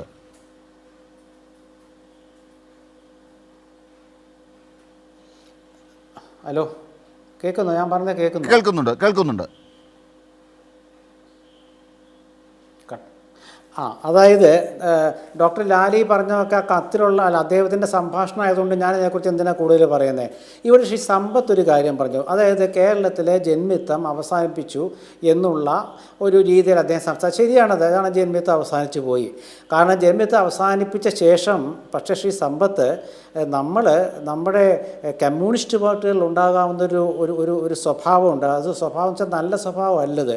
കാരണം കമ്മ്യൂണിസ്റ്റ് പാർട്ടികളുടെ നിലപാടുകളിൽ നിന്നും നേതാക്കൾ മാറുന്നു എന്നുള്ളത് അത് നമുക്ക് കാണാതിരിക്കാൻ പറ്റില്ല. ഒന്ന്. രണ്ടാമത്തെ കാര്യം, ദേശീയ തലത്തിൽ ഇന്ദിരാഗാന്ധിയാണ് ജന്മിത്വത്തിൻ്റെ മറുവശമാണല്ലോ നമ്മുടെ പ്രിവേപ്പേഴ്സ് മഹാരാജാക്കൾ. ഇത് കണ്ടുകൊണ്ടിരിക്കുന്ന ആളുകൾ ഇപ്പൊ എന്താണ് സംഭവിക്കുന്നതെന്നാണ് ആലോചിക്കുന്നത്. ചർച്ചയുടെ തലക്കെട്ട് എന്താണ്, ചർച്ചയിൽ എന്താണ് പറഞ്ഞുകൊണ്ടിരിക്കുന്നത്. എൻ ശ്രീകുമാർ അതൊക്കെ മാറ്റി വെച്ചിട്ട് വേറെ ചില കാര്യങ്ങൾ പറയുന്നു എന്ന് ആളുകൾ ചിന്തിച്ചാൽ അവരെ കുറ്റം പറയാൻ പറ്റില്ല. അത് ശ്രീകുമാർ അറിഞ്ഞുകൊണ്ട് തന്നെയാണ് ചെയ്യുന്നതെന്നുള്ളത് എല്ലാവർക്കും അറിയുകയും ചെയ്യാം. നമ്മൾ ഈ വിഷയം ഒന്നുകൂടി വലിയ പ്രശ്നമില്ലാതെ പാലോട് രവിയുടെ ഫോണിനകത്തേക്ക് കയറാതെ നമ്മൾ രാഷ്ട്രീയത്തിലേക്ക് വന്നാൽ കോൺഗ്രസ് പാർട്ടി ഈ പറയുന്ന LDFന്റെ മൂന്നാം ഭരണത്തെ ഇല്ലാതാക്കാൻ വേണ്ടി കരുത്താർജിച്ച് നിൽക്കുന്ന ഒരു സാഹചര്യമാണെന്ന് താങ്കൾക്ക് വാദിക്കാൻ എന്തൊക്കെ ന്യായങ്ങളുണ്ട്? നോക്കൂ ഡോക്ടറെ, ഡോക്ടർ ലാലെ അതുമായി ബന്ധപ്പെട്ടാണ് പറയുന്നത്. ഞാൻ സമ്പത്തിൻ്റെ ഒരു പരാമർശത്തെക്കുറിച്ചാണ് പറഞ്ഞത്. കാരണം ജന്മിത്വം ദേശീയ തലത്തിൽ പ്രിവേപ്പേഴ്സ് നിർത്തലാക്കിയത് ഇന്ദിരാഗാന്ധിയാണ്. ബാങ്ക് ദേശസ്ഥലത്ത് ഇന്ദിരാഗാന്ധിയാണ്. ആ പുരോഗമനം കൂടി കാണണമെന്ന് ഞാൻ അദ്ദേഹത്തെ ഓർമ്മിപ്പിക്കേണ്ട കാര്യമില്ല. പക്ഷേ അത് എനിക്ക് പറയേണ്ട ഒരു ബാധ്യതയുള്ളതുകൊണ്ട് ഞാനത് പറയുന്നു. പിന്നെ ഈ ചർച്ചയിൽ തന്നെ നിൽക്കണം. കാരണം നമ്മൾ ഒരിക്കലും പാലോട് രവിയുടെ ആ ഒരു ഫോൺ സംഭാഷണത്തിൽ നിന്നും പുറത്ത് പോകരുത് എന്നാണ് എൻ്റെ അഭിപ്രായം. കാരണം പുറത്തു പോയാൽ തുടർഭരണം ചർച്ച ചെയ്യാൻ പറ്റില്ല. തുടർഭരണം നമ്മൾ ചർച്ച ചെയ്യുന്നത് എന്തുകൊണ്ടാണ്? നമ്മുടെ മുമ്പിൽ ഇപ്പോൾ അവസാനത്തെ ഒരു സർവേ ഉള്ളത് നിലമ്പൂരാണ്. ഞാൻ സർവേ എന്ന് കേട്ടേ പറയുള്ളൂ കേട്ടോ. കാരണം ഡോക്ടർ ലാൽ നേരത്തെ പറഞ്ഞു ലോക്സഭാ തെരഞ്ഞെടുപ്പ്, നിയമസഭാ തെരഞ്ഞെടുപ്പിനെ കുറിച്ച്. ഞാൻ നോക്കൂ, ലോക്സഭാ തെരഞ്ഞെടുപ്പിൽ 19 സീറ്റ് കിട്ടിയപ്പോൾ കോൺഗ്രസ്സുകാരെന്താ വിചാരിച്ചത്? നിയമസഭയിൽ ഞങ്ങൾ 139 സീറ്റ് കിട്ടുമെന്ന് വിചാരിച്ചു. എന്നിട്ട് കിട്ടിയോ? ഇല്ല. അന്ന് പാലോട് രവിയെ പോലുള്ളവർ ആരെങ്കിലും ഇത് പറഞ്ഞിരുന്നെങ്കിൽ ഒരുപക്ഷെ അത് വലിയ ചർച്ചയാകുമായിരുന്നു. അതൊരുപക്ഷെ കോൺഗ്രസ്സിന് ഗുണമായിരുന്നു. ഇപ്പോൾ ഇത് കയ്യിൽ ചർച്ചയായിക്കൊണ്ടുള്ള ഗുണം എന്താണെന്ന് വെച്ചാൽ പാലോട് രവിച്ചേട്ടൻ ഇങ്ങനെ പറയുമ്പോൾ ശരിയാണല്ലോ പറയുന്നത്, നമ്മൾ അങ്ങനെ ഇരുന്നാൽ പോരല്ലോ എന്നൊരു ചിന്ത വരും. ആ ചിന്ത വളരെ ഗുണകരമായിട്ട് ഭവിക്കുമെന്നാണ് എൻ്റെ വിശ്വാസം.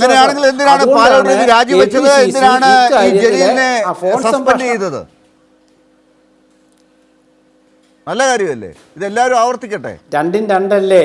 ഞാൻ പറയുന്നത് പാർട്ടിക്കുള്ളിൽ എൻ്റെ ഡോക്ടർ ലാലെ, പാർട്ടിക്കുള്ളിൽ നടന്ന ഒരു സംഭാഷണം, ഒരു പ്രമുഖനായ നേതാവ് തൻ്റെ ഒരു ബ്ലോക്ക് സെക്രട്ടറിയെ വിളിച്ച് പറയുന്ന ഒരു സംഭാഷണം, ആ സംഭാഷണം പുറത്തു പോകുന്നത് എങ്ങനെയാണ്? രണ്ടിലൊരാൾ കൊടുക്കണം.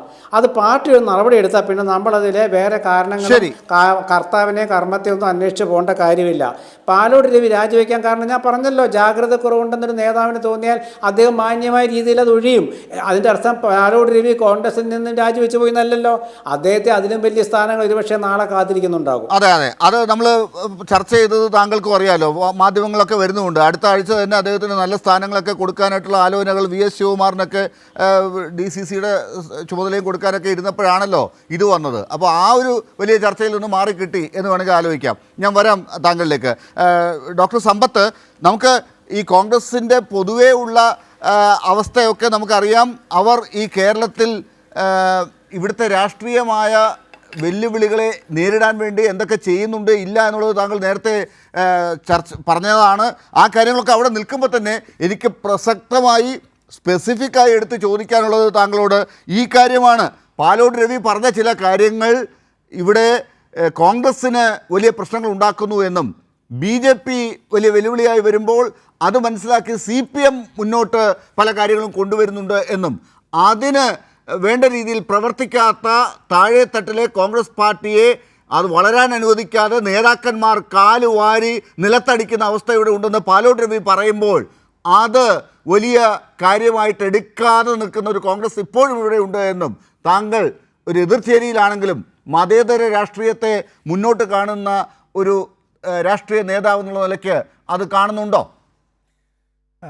ഡോക്ടർ ലാലെ, ഇപ്പോൾ ശ്രീ പാലോട് രവിയുടെ ആ ടെലിഫോൺ സംഭാഷണം പുറത്തു വന്നതുമായി ബന്ധപ്പെട്ട് ഇപ്പോൾ നമ്മളാരും തന്നെ, താങ്കൾ ഉൾപ്പെടെ, ഇതിലൊന്നും നമ്മളൊരു ഒരു റൈറ്റ് ടു പ്രൈവസി എന്നുള്ളത് അതിലൊരു കടന്നുകയറ്റം നടത്താൻ നമ്മളാരും ആഗ്രഹിക്കുന്നില്ല. പക്ഷേ അദ്ദേഹം പറഞ്ഞ കാര്യം അത് വളരെ പ്രസക്തമായൊരു കാര്യമാണ്. ഞാൻ അതിനെപ്പറ്റി മാത്രം പറയാൻ ആഗ്രഹിക്കുകയാണ്. ഇപ്പോൾ ഒന്നാം പിണറായി സർക്കാർ അധികാരത്തിൽ വരുമ്പോൾ അന്ന് അങ്ങനെ ആ ഗവൺമെൻറ് അധികാരത്തിൽ വരില്ല എന്ന് വല്ലാതെ ശാഠ്യം പിടിച്ച UDFൻ്റെ നേതാക്കളുണ്ട്. ഇതുപോലെ പല ടെലിവിഷൻ ചർച്ചകളിലും വന്നിരുന്ന പല ആളുകളും അന്ന് പറഞ്ഞത് എന്ത് സംഭവിച്ചാലും നിങ്ങൾ അധികാരത്തിൽ വരില്ല എന്ന് പറഞ്ഞത്. ശരി, അത് കഴിഞ്ഞതിന് ശേഷം അടുത്ത് രണ്ടാം പിണറായി സർക്കാർ അധികാരത്തിൽ വരികയാണ്. ഈ രണ്ടാം പിണറായി സർക്കാർ അധികാരത്തിൽ വരുന്നതിന് മുമ്പ് നമ്മുടെ തദ്ദേശ സ്വയംഭരണ സ്ഥാപനങ്ങളിലേക്കുള്ള തെരഞ്ഞെടുപ്പ് നടന്നു. ആ തെരഞ്ഞെടുപ്പ് നടക്കുന്ന വേളയിൽ കോൺഗ്രസിൻ്റെ വിവിധ നേതാക്കൾ, ഞാൻ പല ടെലിവിഷൻ ചർച്ചകളിലും, എനിക്ക് ഇപ്പോൾ ഡോക്ടർ ലാലെ നിങ്ങളുടെ എല്ലാം ഒരു ക്ഷണം അനുസരിച്ച് എനിക്ക് തോന്നുന്ന ഞാനൊരു ഏതാണ്ട് ഒരു 2500-3000 ടെലിവിഷൻ ചാനൽ ചർച്ചകളിൽ മലയാളവും ഇംഗ്ലീഷും ഹിന്ദിയും ഒക്കെ പലപ്പോഴായി അത്തരത്തിൽ ഞാൻ പങ്കെടുത്തിട്ടുണ്ടാവും. അവർ പറഞ്ഞു ഇത് സെമി ഫൈനലാണ്. അത് UDFൻ്റെ ഉന്നതരായ നേതാക്കളടക്കം പറഞ്ഞു ഇത് സെമി ഫൈനലാണ്, നിങ്ങളിവിടെ പരാജയപ്പെടും, ഒരു ഗവൺമെൻറ്റിൻ്റെ കാലത്തും ആ മുന്നണി തദ്ദേശ സ്വയംഭരണ സ്ഥാപനങ്ങളിലേക്കുള്ള തെരഞ്ഞെടുപ്പിൽ വിജയിച്ചിട്ടില്ല എന്നുള്ളത്. അതും അവർ ചൂണ്ടിക്കാണിച്ചു. കാരണം UDF അധികാരത്തിലിരുന്നപ്പോൾ അത്തരത്തിൽ LSGD തെരഞ്ഞെടുപ്പുകൾ നടക്കുമ്പോൾ LDF ആണ് ജയിച്ചത് എന്നുള്ളതും VSൻ്റെ ഗവൺമെൻറ് അധികാരത്തിലിരിക്കുമ്പോൾ തെരഞ്ഞെടുപ്പ് നടക്കുമ്പോൾ LDFന് പ്രതീക്ഷിച്ച വിജയം നേടാനായി കഴിഞ്ഞില്ല എന്നുള്ളതും ഈ കാര്യത്തിൽ അവർ ചൂണ്ടിക്കാണിച്ചു. ശരി, അപ്പോൾ ആ തെരഞ്ഞെടുപ്പിൽ ഒരു വമ്പിച്ച വിജയം LDF നേടി. അങ്ങനെ ആ വിജയം നേടിയതിന് ശേഷം മാസങ്ങൾക്കുള്ളിൽ നമ്മൾ നിയമസഭാ തെരഞ്ഞെടുപ്പിലേക്ക് പോവുകയാണ്. പാർലമെൻറ്റ് തെരഞ്ഞെടുപ്പിൽ LDF തോറ്റു എന്നുള്ളത് ശരിയാണ്. കാരണം സീറ്റുകൾ അധികം കിട്ടിയില്ലെങ്കിൽ തോറ്റെന്ന് തന്നെ പറയണമല്ലോ. അപ്പോൾ ആ തെരഞ്ഞെടുപ്പിൽ പറഞ്ഞത് 5 കൊല്ലം UDF, 5 കൊല്ലം LDF, എന്ത് സംഭവിച്ചാലും കേരളത്തിൻ്റേതായ ഒരു ചരിത്രം അങ്ങനെയാണ്. നിങ്ങളിനി എന്തൊക്കെ ചെയ്താലും, നിങ്ങളിനി ആപത്തിൽ രക്ഷകരായി വന്നാലും, നിങ്ങളുടെ ചങ്കെടുത്ത് കൊടുത്താലും കേരളത്തിൽ അങ്ങനെയാണ് എന്ന് പറഞ്ഞ് അങ്ങനെ പറഞ്ഞ മാധ്യമങ്ങളടക്കമുണ്ട്. തെരഞ്ഞെടുപ്പ് വോട്ടെണ്ണുന്നതിന് മുമ്പ് തന്നെ ഈ വോട്ടെണ്ണി മണിയാശാൻ ഉൾപ്പെടെയുള്ള നിരവധി ആളുകൾ, എങ്ങനെ ശൈലജ ടീച്ചർ ഉൾപ്പെടെയുള്ള പല ആളുകളും അവരടക്കം തോറ്റുവെന്ന് പ്രഖ്യാപിച്ച വളരെ പേരുകേട്ട പല സ്വകാര്യ ടെലിവിഷൻ ചാനലുകളുമുണ്ട്. ഞാൻ പേരൊന്നും പറയാനില്ല. അപ്പോൾ ഇപ്പോൾ അത് ആ ഗവൺമെൻറ്റിൻ്റെ രണ്ടാം പിണറായി സർക്കാർ ഉറപ്പാണ് LDF എന്ന് പറഞ്ഞപ്പോൾ അതിനെ കളിയാക്കി ആക്ഷേപിച്ചു ഒരുപാട് ട്രോളുകളെല്ലാം വന്നു. ഇപ്പോൾ തുടരും എന്നത് LDFൻ്റേതായിട്ടുള്ള ഈ ജനക്ഷേമ പരിപാടികൾ അത് തുടരും എന്നതും ഈ രാഷ്ട്രീയം പടരും എന്നുമുള്ളത് ഞാനത് സൂചിപ്പിക്കാൻ കാരണം, ഇപ്പോൾ നമ്മൾ ഈ കാര്യത്തിൽ ഇപ്പോൾ ശിവകുമാർ ചൂണ്ടിക്കാണിച്ചത് നന്നായി. എന്താണെന്നറിയോ, ഈ ഗരീബി ഹഠാവോ എന്നുള്ളൊരു മുദ്രാവാക്യം ശ്രീമതി ഇന്ദിരാഗാന്ധിയുടെ കാലത്താണ് വന്നത്. എൻ്റെ അറിവ് ശരിയാണെങ്കിൽ ശരിയനായ ഓംചേരി സാറാണ് അത് പറഞ്ഞു കൊടുത്തതെന്നാണ്. ഡൽഹിയിലായിരുന്നു അദ്ദേഹം, എഴുത്തുകാരനും നാടകകൃത്തുമൊക്കെ ആയിട്ടുള്ള ഓംചേരി സാറ്. എൻ്റെ അറിവ് അതാണ്. ആ മുദ്രാവാക്യം നിങ്ങളൊന്ന് നോക്കിയേ. ഈ കേരളത്തിൽ ഈ നവംബർ 1-ാം തീയതി ആകുമ്പോൾ അതിദരിദ്രരില്ലാത്ത, മോസ്റ്റ് പോവർട്ടി എന്ന് നമ്മൾ പറയുമല്ലോ, അതിദരിദ്രരില്ലാത്ത ഇന്ത്യയിലെ സംസ്ഥാനമായി കേരളം മാറാൻ പോവുകയാണ്. അപ്പോഴും നമ്മുടെ മുന്നിലേക്ക് അവിടെ UP യിൽ നിന്ന്, അപ്പുറത്ത് മധ്യപ്രദേശിൽ നിന്ന്, പിന്നെ ഈ രാജസ്ഥാനിൽ നിന്നടക്കം ഈ സ്ത്രീകൾ കുട്ടികളെയും കൊണ്ട് നമ്മുടെ ഈ ട്രാഫിക് ഐലൻഡിൻ്റെ മുന്നിലെല്ലാം വന്ന് നമ്മുടെ മുന്നിലേക്ക് ഇരക്കുകയാണ്. മലയാളി അത്തരത്തിലല്ല.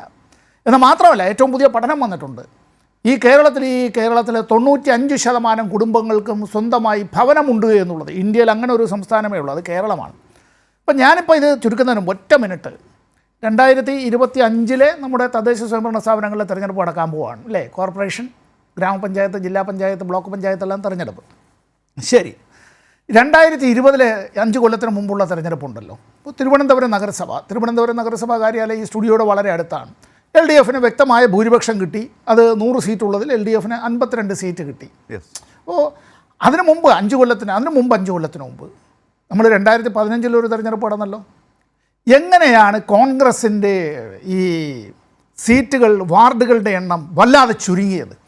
പഴയൊരു ഇംഗ്ലീഷ് സിനിമ പോലെ ഈ കോൺഗ്രസ്സിലെ നേതാക്കൾക്ക് പറയാം, ഹണി ഐ ഷങ്ക് അവർ കിഡ്സ് എന്ന് പറഞ്ഞല്ലോ. കുട്ടികളെ ഇങ്ങനെ ഏതോ ഒരു പ്രത്യേക ലേസർ രശ്മി അറിയാതെ പറ്റിപ്പോയി കുട്ടികൾ ചുരുങ്ങിപ്പോയതുപോലെ അത്തരത്തിൽ കോൺഗ്രസിൻ്റേതായുള്ള വാർഡുകൾ വല്ലാതെ ചുരുങ്ങി, വോട്ടുകൾ BJPയിലേക്ക് പോയി, BJPക്ക് അവർക്ക് പെട്ടെന്ന് കൂടുതൽ സീറ്റ് കിട്ടുന്ന നിലയിലേക്ക് വന്നു. ഇപ്പോൾ നിലവിൽ തിരുവനന്തപുരം കോർപ്പറേഷൻ്റെ അവസ്ഥ എന്താണ്? UDF എവിടെയാണ് നിൽക്കുന്നത്? 100 അംഗങ്ങളുള്ള തിരുവനന്തപുരം നഗരസഭയിൽ 10 എന്നുള്ളിടത്താണ് നിൽക്കുന്നത്. ഇവിടെ ശ്രീ പാലോട് രവി പറഞ്ഞാൽ ഒരു കാര്യമുണ്ട്. ഇവിടെ പാർലമെൻറ്റ് തെരഞ്ഞെടുപ്പായാലും നിയമസഭാ തെരഞ്ഞെടുപ്പായാലും BJP പണത്തിൻ്റേതായ ഒഴുക്ക്, പണത്തിൻ്റേതായ കൊഴുപ്പ് അത് തന്നെയാണ് നടത്തുന്നത്. ഇവിടെ കൊടകരയിലെ കുഴൽപ്പണ ഇടപാടടക്കം പല കാര്യങ്ങളും അന്വേഷണ വിധേയമാണല്ലോ. എൻഫോഴ്സ്മെൻറ്റ് ഡയറക്ടറേറ്റ് ഇതിനെപ്പറ്റി ഒന്ന് അന്വേഷിക്കാൻ പോലും തയ്യാറാകുന്നില്ലല്ലോ. കാരണം എങ്ങനെ യജമാനം വേലി ചാടിയാൽ പിന്നെ അവിടെ എങ്ങും ഈ നായ കണ്ടിട്ടില്ല കേട്ടിട്ടില്ല കുറയ്ക്കുന്നൊരു പ്രശ്നവുമില്ല എന്നുള്ള നിലയിലേക്ക് ഈ നാട്ടിലെ പൊതുമേഖല ഈ നാടിനെ തന്നെ വിറ്റുതൊളിച്ചുകൊണ്ട് ആ വിധത്തിൽ അതിൻ്റേതായിട്ടുള്ള കിക്ക് ബാക്കുകൾ പല രീതിയിൽ കിട്ടുന്നത്, ഈ അനധികൃതമായ പണം ഇങ്ങനെ ഈ പലയിടത്തേക്ക് കോൺഗ്രസ് ആണ് ശോഷിക്കുന്നത്. അതാണ് ഞാനിപ്പോൾ അത് കോൺഗ്രസിൻ്റെ പ്രവർത്തകർ ആത്മാർത്ഥതയോടെ പ്രവർത്തിക്കുന്നവർ ചർച്ച ചെയ്യേണ്ടുന്ന വിഷയമാണ്. ഞങ്ങൾക്കിതിൽ അമിതമായ ആത്മവിശ്വാസമൊന്നുമില്ല. കോൺഗ്രസിൻ്റെ നേതാക്കൾ എന്ത് പറഞ്ഞാലും എന്ത് ചെയ്തിരുന്നാലും ഈ LDFനെ സംബന്ധിച്ച് ഇത് എണ്ണയിട്ട യന്ത്രം പോലെ ചലിക്കുകയും മുന്നോട്ട് പോവുകയും തന്നെയാണ് ചെയ്യുക. തെരഞ്ഞെടുപ്പുകൾ വരും പോകും, ജയിക്കലും പരാജയപ്പെടലും എല്ലാം അവിടെ ഉണ്ടാകും. ജയിക്കാൻ വേണ്ടി തന്നെയാണ് തെരഞ്ഞെടുപ്പിൽ മത്സരിക്കുന്നത്. അതുമായി ബന്ധപ്പെട്ട് ഉള്ള വാർഡുകളും സീറ്റുകളും നിലനിർത്തി ഈ പറയുന്നത് അടുത്ത അധികാരത്തിൽ ഒരു മൂന്നാം ഊഴത്തിലേക്ക് അങ്ങനെ തുടരും എന്നത് ഉറപ്പാക്കാൻ വേണ്ടിയുള്ള പരിശ്രമത്തിൽ. ശരി, ഒരു 3 മിനിറ്റാണ് എനിക്ക് ഇടവേളയ്ക്ക് മുമ്പ് തരാൻ കഴിയുക എൻ ലാൽകുമാർ. അത് നമുക്ക് അറിയേണ്ടത് ഇതാണ്. ഈ ജലീൽ എന്ന് പറയുന്ന ഒരു കോൺഗ്രസ് പ്രവർത്തകനെ ഇവിടെ സസ്പെൻഡ് ചെയ്യപ്പെട്ടിട്ടുണ്ട് ഈ പാലോട് രവിയുടെ അപ്പുറത്ത് നിന്ന് സംസാരിച്ചതിനാണ്. പക്ഷേ ഒന്ന് ആലോചിച്ച് നോക്കൂ, അടുത്ത ആഴ്ച പാലോട് രവി ഇവിടെ DCC അധ്യക്ഷനാകുമോ ഇല്ലയോ, അദ്ദേഹം പുറത്താകുമോ എന്ന് ചർച്ച നടക്കുമ്പോഴാണ് ഇങ്ങനെ ഒരു കാര്യം പുറത്തുവിട്ട് അദ്ദേഹത്തെ രാജിവെപ്പിച്ച് ഇപ്പോൾ ഒരു കളമുണ്ടാക്കിയിരിക്കുന്നത്. ഇത് കോൺഗ്രസിൻ്റെ രാഷ്ട്രീയം അറിയാവുന്നവർക്ക് മനഃപൂർവ്വമാണോ ഇതൊരു ഗ്രൂപ്പ് രാഷ്ട്രീയത്തിൻ്റെ ഭാഗമായിട്ട് നടന്ന കളിയാണോ? ഒരു സസ്പെൻഷൻ ജലീലിന് കിട്ടി, അത് ചിലപ്പോൾ ദിവസങ്ങൾ കഴിയുമ്പോൾ ഇല്ലാതായിക്കോളും, കോൺഗ്രസ് അല്ലേ. ഇത് ബലിയാടായതാണോ പാലോട് രവി?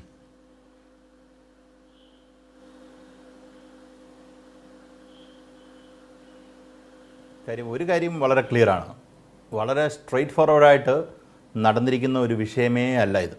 നമ്മൾ കാണുന്ന പോലെ രണ്ടുപേർ തമ്മിലുള്ള കോൺവെർസേഷൻ, അത് ഒരു ഭാഗത്തു നിന്ന് ഡിസെപ്ഷൻ ഉണ്ടായി എന്നുള്ള കാര്യത്തിൽ സംശയമില്ല. ഡിസെപ്ഷൻ ഉണ്ടായി എന്നുള്ളത് നമുക്ക് ബിയോണ്ട് ഡൗട്ട് അത് നമുക്ക് സീൽ ചെയ്യാം. പക്ഷേ ആരാണ് ചതിച്ചിരിക്കുന്നത്, എന്താവശ്യത്തിന് വേണ്ടിയിട്ടാണ്, പാലോട് രവിയുടെ ഇതിലുമായിട്ട് ബന്ധപ്പെട്ട റോൾ എന്താണ് എന്നൊക്കെ നമുക്ക് പറയാൻ പറ്റില്ല. അത് നമുക്ക് അതിലേക്ക് എത്താൻ പറ്റില്ല. ഇവിടെ ശ്രീകുമാരേട്ടൻ പറഞ്ഞ 1-2 വിഷയത്തിൽ എനിക്ക് കൗതുകകരമായി തോന്നിയ ഒരു കാര്യത്തിന് മറുപടി പറയാൻ തോന്നുന്നു. നിലമ്പൂർ തെരഞ്ഞെടുപ്പ് ഒരു സൂചനയാണ് എന്നുള്ള അർത്ഥത്തിലാണ് അദ്ദേഹം പറഞ്ഞത്. അതിന് താങ്കൾ തന്നെ കൊടുത്തൊരു മറുപടിയുണ്ട്, അരൂർ തെരഞ്ഞെടുപ്പ്. കാര്യം അരൂർ ഷാനിമോൾ ഉസ്മാൻ ജയിക്കുന്നത് നമ്മൾ കണ്ടതാണ്, വമ്പിച്ച വിജയമാണ് അവിടെ ഉണ്ടായത്. കാര്യം ഒരു CPMൻ്റെ കോട്ടയിലാണ് യഥാർത്ഥത്തിൽ ഷാനിമോൾ ഉസ്മാൻ ജയിക്കുന്നത്. പിന്നീട് എന്താണ് സംഭവിച്ചതെന്നും പിന്നെ അത് കഴിഞ്ഞുള്ള പൊതു തെരഞ്ഞെടുപ്പിൽ എന്താണ് സംഭവിച്ചതെന്നും നമ്മൾ കണ്ടു. എനിക്ക് അതുമായി ബന്ധപ്പെട്ട് പറയുകയാണ്, നിലമ്പൂർ ഒരു സൂചികയാണ് എന്ന് നമ്മൾ കരുതുന്നില്ല, നിങ്ങളും അതുപോലെ കരുതണ്ട.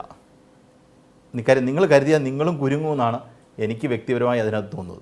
അടുത്ത മറ്റൊരു കാര്യം അദ്ദേഹം പറഞ്ഞ വേറൊരു കാര്യം എന്ന് വെച്ചാൽ, ഈ പറയുന്ന പാലോട് രവിയുടെ ഈ സംഭാഷണം അന്നേ പുറത്തു വന്നിരുന്ന അന്ന് ഇതുപോലെ ആരെങ്കിലും ഒന്ന് പറഞ്ഞിരുന്നെങ്കിൽ കൂടുതൽ ജാഗ്രത പുലർത്തിയേനെയും കോൺഗ്രസ് എന്ന് പറയുമ്പോൾ കോൺഗ്രസ് നേതൃത്വമാണല്ലോ.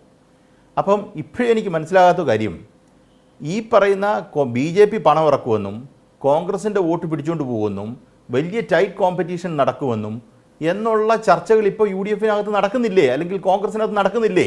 പാലോട് രവിയെ പോലൊരാൾ രണ്ടുപേർ തമ്മിൽ സംസാരിക്കുന്നത് ചാനലിന് ചോർത്തിക്കൊടുത്ത്, പാലോട് രവി ചോർത്തി എന്നുള്ളതല്ല ഞാൻ പറയുന്നത്, ആരോ ഒരാൾ ചോർത്തിക്കൊടുത്ത് അതിൻ്റെ അടിസ്ഥാനപ്പെടുത്തി മാത്രമേ കോൺഗ്രസ്സിന് ഇതിൻ്റെ യഥാർത്ഥ സത്ത് മനസ്സിലാക്കാൻ പറ്റത്തുള്ളൂ എന്നാണോ ശ്രീകുമാരേട്ടൻ പറഞ്ഞു വെക്കുന്നത്? എനിക്കത് ഭയങ്കരമായിട്ട് കൗതുകം തോന്നി. ശ്രീകുമാരേട്ടന് ഇപ്പുറത്തേക്ക് നമ്മൾ ആൾക്കാർ കാണുന്നുണ്ട്, ചിലപ്പം അത് ശരി അവർക്കൊരു ഊർജ്ജം കിട്ടുമെന്ന് വിചാരിക്കും. ഊർജ്ജം കിട്ടാൻ നിങ്ങൾ ഒരുമിച്ചിരുന്ന് ചിന്തിച്ച് ഒരു പ്ലാനിലേക്ക്, ഒരു കൺക്ലൂഷനിലേക്ക്, ഒരു സ്കീമിലേക്ക് നിങ്ങൾ എത്തിയാൽ മതി.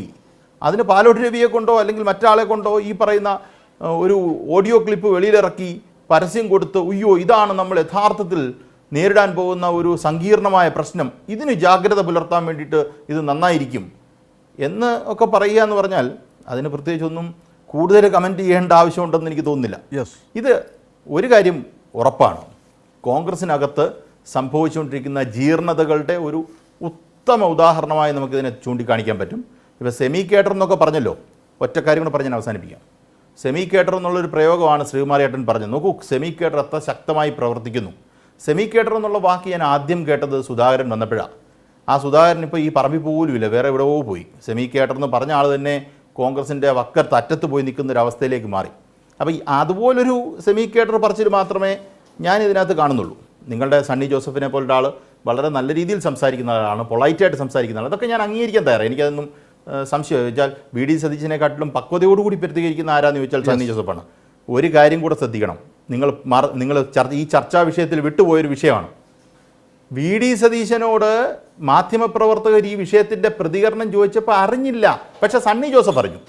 നിങ്ങൾ മനസ്സിലാക്കേണ്ട ഒരു കാര്യം. അപ്പം എന്താണോ ഡിഫിക്കൽട്ടായിട്ടുള്ള ഒരു പോയിന്റ് വരുന്നത്, ഒരു ഡിഫിക്കൽട്ടായിട്ടുള്ള സിറ്റുവേഷൻ വരുന്നത്, അത് വി ഡി സതീശൻ അങ്ങ് ഒഴിവാക്കുക. കഴിഞ്ഞ പ്രാവശ്യം ഇതുപോലൊരു വിഷയത്തിൽ ഞാൻ അറിഞ്ഞിട്ടില്ല. അത് ഈ കാര്യത്തിലൊക്കെ ലാൽകുമാറിനും സമ്പത്തിനും ഒക്കെ ഡോക്ടർ സമ്പത്തിനും ഒക്കെ ഇതുപോലെ ഇതൊന്നും അറിഞ്ഞില്ല, ഞാനെന്തിനാണ് ഫോണിൻ്റെ കാര്യത്തിനകത്തേക്കൊക്കെ സംസാരിക്കുന്നതെന്നൊക്കെ വേണമെങ്കിൽ പറഞ്ഞ് ഒഴിയാന്നുള്ളപ്പോൾ ഞാനും ഇങ്ങനെ ഉണ്ടായിരിക്കുന്നത് വി ഡി സതീശിൻ്റെ ഭാഗത്താണ്. ഞാൻ കോൺഗ്രസിൻ്റെ രീതി ബന്ധമില്ല, പരസ്പര സ്നേഹമില്ല, അതുകൊണ്ട് ചിലപ്പോൾ അദ്ദേഹം അറിഞ്ഞിട്ടുണ്ടാവില്ല കാര്യം. അവിടെ കമ്മ്യൂണിക്കേഷൻ വളരെ പതുക്കെ എത്തുകയുള്ളൂ. സണ്ണി ജോസഫ് അറിഞ്ഞു, ഇത്രയും മാത്രം നമ്മൾ കരുതിയാൽ മതി. ശുദ്ധമായി കരുതുക കാര്യങ്ങൾ. ശ്രീ എൻ ശ്രീകുമാർ, നോക്കൂ, പാലോട് രവി പറഞ്ഞിരിക്കുന്നത് എല്ലായിടത്തും പുറകിലാകും ഈ പഞ്ചായത്ത് തെരഞ്ഞെടുപ്പിൽ എന്നാണ്. അങ്ങനെയാണെങ്കിൽ എങ്ങനെ അസംബ്ലിയിൽ വരും, തിരിച്ചു വരും എന്നാണ് ചോദിക്കുന്നത്. അപ്പോൾ അതിനുള്ള സാധ്യത ഇല്ലാതാകുന്നു എന്നാണ്. ഈ സർവേ ആണല്ലോ തെരഞ്ഞെടുപ്പുകളൊക്കെ. ഈ പഞ്ചായത്ത് തെരഞ്ഞെടുപ്പിൽ അങ്ങനെയൊക്കെ സംഭവിച്ചാൽ നമുക്ക് ഉപേക്ഷിക്കാമല്ലോ പ്രതീക്ഷകൾ 2026-ൻ്റെ. എൻ ശ്രീകുമാർ.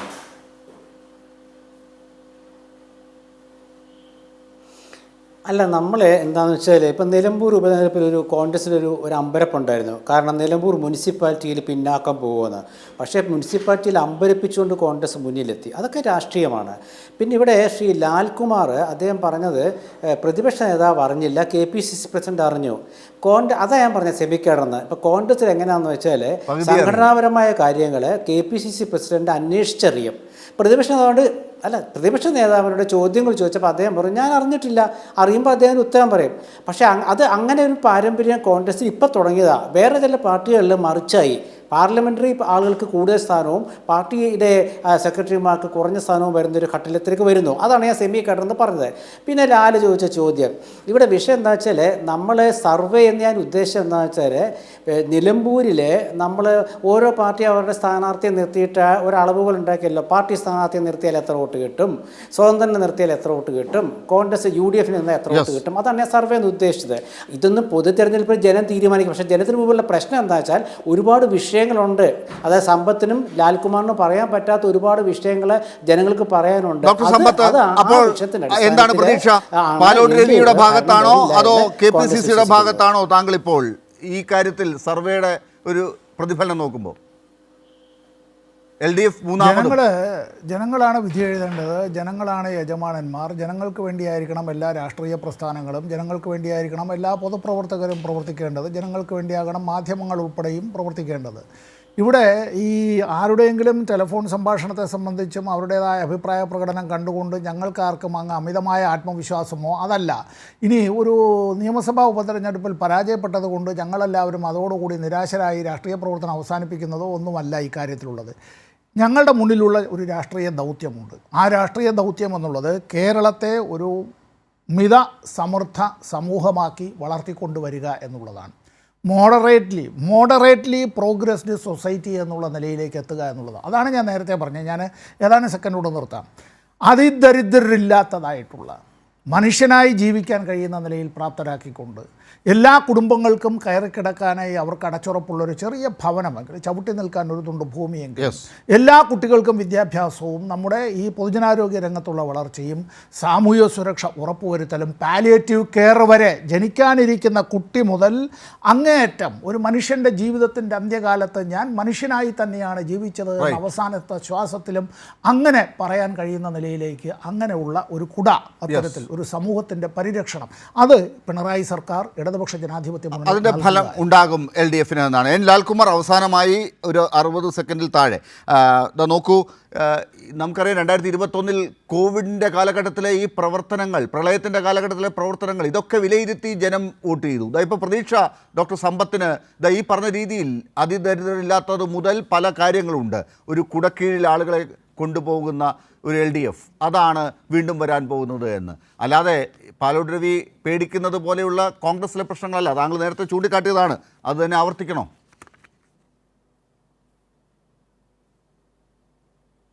അല്ല, നോക്കൂ, പക്വമായ ഒരു രാഷ്ട്രീയ അല്ലെങ്കിൽ ഒരു ഭരണം കാഴ്ചവെക്കാൻ UDF-ന് പറ്റുന്നൊരു സാഹചര്യം കേരളത്തിലില്ല എന്നാണ് ഞാൻ കണക്കാക്കുന്നത്.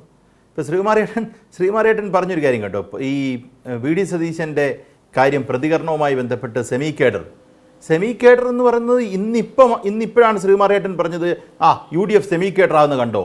ഇതിന് മുമ്പ് സുധാകരൻ വന്നപ്പോഴാണ് പറഞ്ഞത്. അത് മനസ്സിലാക്കണം, സുധാകരൻ കുറച്ച് നാൾ KPCC പ്രസിഡൻ്റായിട്ട് ഉണ്ടായിരുന്നു. പിന്നെ നിങ്ങൾ തമ്മിൽ തല്ല്, കുനിച്ചു നിർത്തി ഇടി, ഇതൊക്കെ നമ്മൾ കണ്ടതാണ്. അതാ ഞാൻ പറഞ്ഞു വരുന്നത്, താങ്കൾ സെമി കേഡർ എന്ന് പറഞ്ഞൊരു വാക്ക് ഉപയോഗിച്ച ശേഷം കുറേ കാര്യങ്ങൾ അട്രിബ്യൂട്ട് ചെയ്യാൻ ശ്രമിക്കുമ്പോൾ ഇതിനു മുമ്പ് തന്നെ താങ്കൾ ഈ വാക്ക് ഉപയോഗിക്കുകയും ആ വാക്കിനനുസരിച്ചുള്ള പ്രവൃത്തി പിന്നീട് വരാതിരിക്കുകയും ചെയ്തു. അന്ന് പറഞ്ഞെന്താ, നോക്കൂ സ്റ്റേജിൽ കയറുന്നവരുടെ എണ്ണം നോക്കൂ കുറഞ്ഞു കണ്ടില്ലേ എന്നൊക്കെ താങ്കൾ അന്ന് ഇതേ ഉദാഹരണം പറഞ്ഞതാണ്. ഞാൻ അതിനെ വലിയ അത്ഭുതമായിട്ട് കാണുന്നില്ല. ഇന്നത്തെ ഈ ചർച്ചയിൽ താങ്കൾ ഒരു കണ്ടൻഷൻ വെച്ചു എന്നുള്ളതിനല്ലാതെ അതിനുപരിയായി അതിനെന്തേലും സത്തുണ്ട് എന്ന് ഞാൻ കരുതുന്നുണ്ട്. എന്തായാലും സെമി കേഡർ എന്ന് പറഞ്ഞാൽ 2 ഗ്രൂപ്പ് ഉണ്ടെങ്കിൽ അതിൽ ഒരു ഗ്രൂപ്പിന് മാത്രം കാര്യങ്ങൾ കിട്ടുന്നു എന്നല്ല. അതുപോലെ പകുതി മാത്രം കമ്മ്യൂണിക്കേഷൻസ് നടക്കുന്നു എന്നല്ല. ഇതുപോലെ തിരുവനന്തപുരം ജില്ലയുടെ DCC അധ്യക്ഷൻ ഇപ്പോൾ ഈ സെമി കേഡറിൽ പെട്ട് പുറത്തു പോകുന്ന അവസ്ഥ ഉണ്ടായിരിക്കുകയാണ്. ബാക്കി DCC അധ്യക്ഷന്മാരും മോശമല്ല എന്ന് പറഞ്ഞിട്ടാണ് അദ്ദേഹം പോകുന്നത്. KPCC അധ്യക്ഷനെയും അദ്ദേഹം ഈ സംഭാഷണത്തിൽ കുരുക്കിയിട്ടുണ്ട്. ഇതൊക്കെ വരുന്ന ദിവസങ്ങളിൽ ഉത്തരം പറയേണ്ട ചോദ്യങ്ങളാണ്. ഇന്നൊരു സസ്പെൻഷനിലൂടെയോ ഒരു രാജിയിലൂടെയോ തീരുന്ന പ്രശ്നങ്ങളല്ല. ഇതൊക്കെ 3ാം വരവ് ആർക്ക് എന്ന ചോദ്യത്തിൻ്റെ ഉത്തരം ജനങ്ങൾക്ക് നൽകുന്നതാണ്. വളരെ നന്ദി ചർച്ചയിൽ പങ്കെടുത്തതിന് doctor A Sampath, N Sreekumar, ഒപ്പം അഡ്വക്കേറ്റ് ലാൽകുമാർ. ന്യൂസ് അവസാനിക്കുന്നു.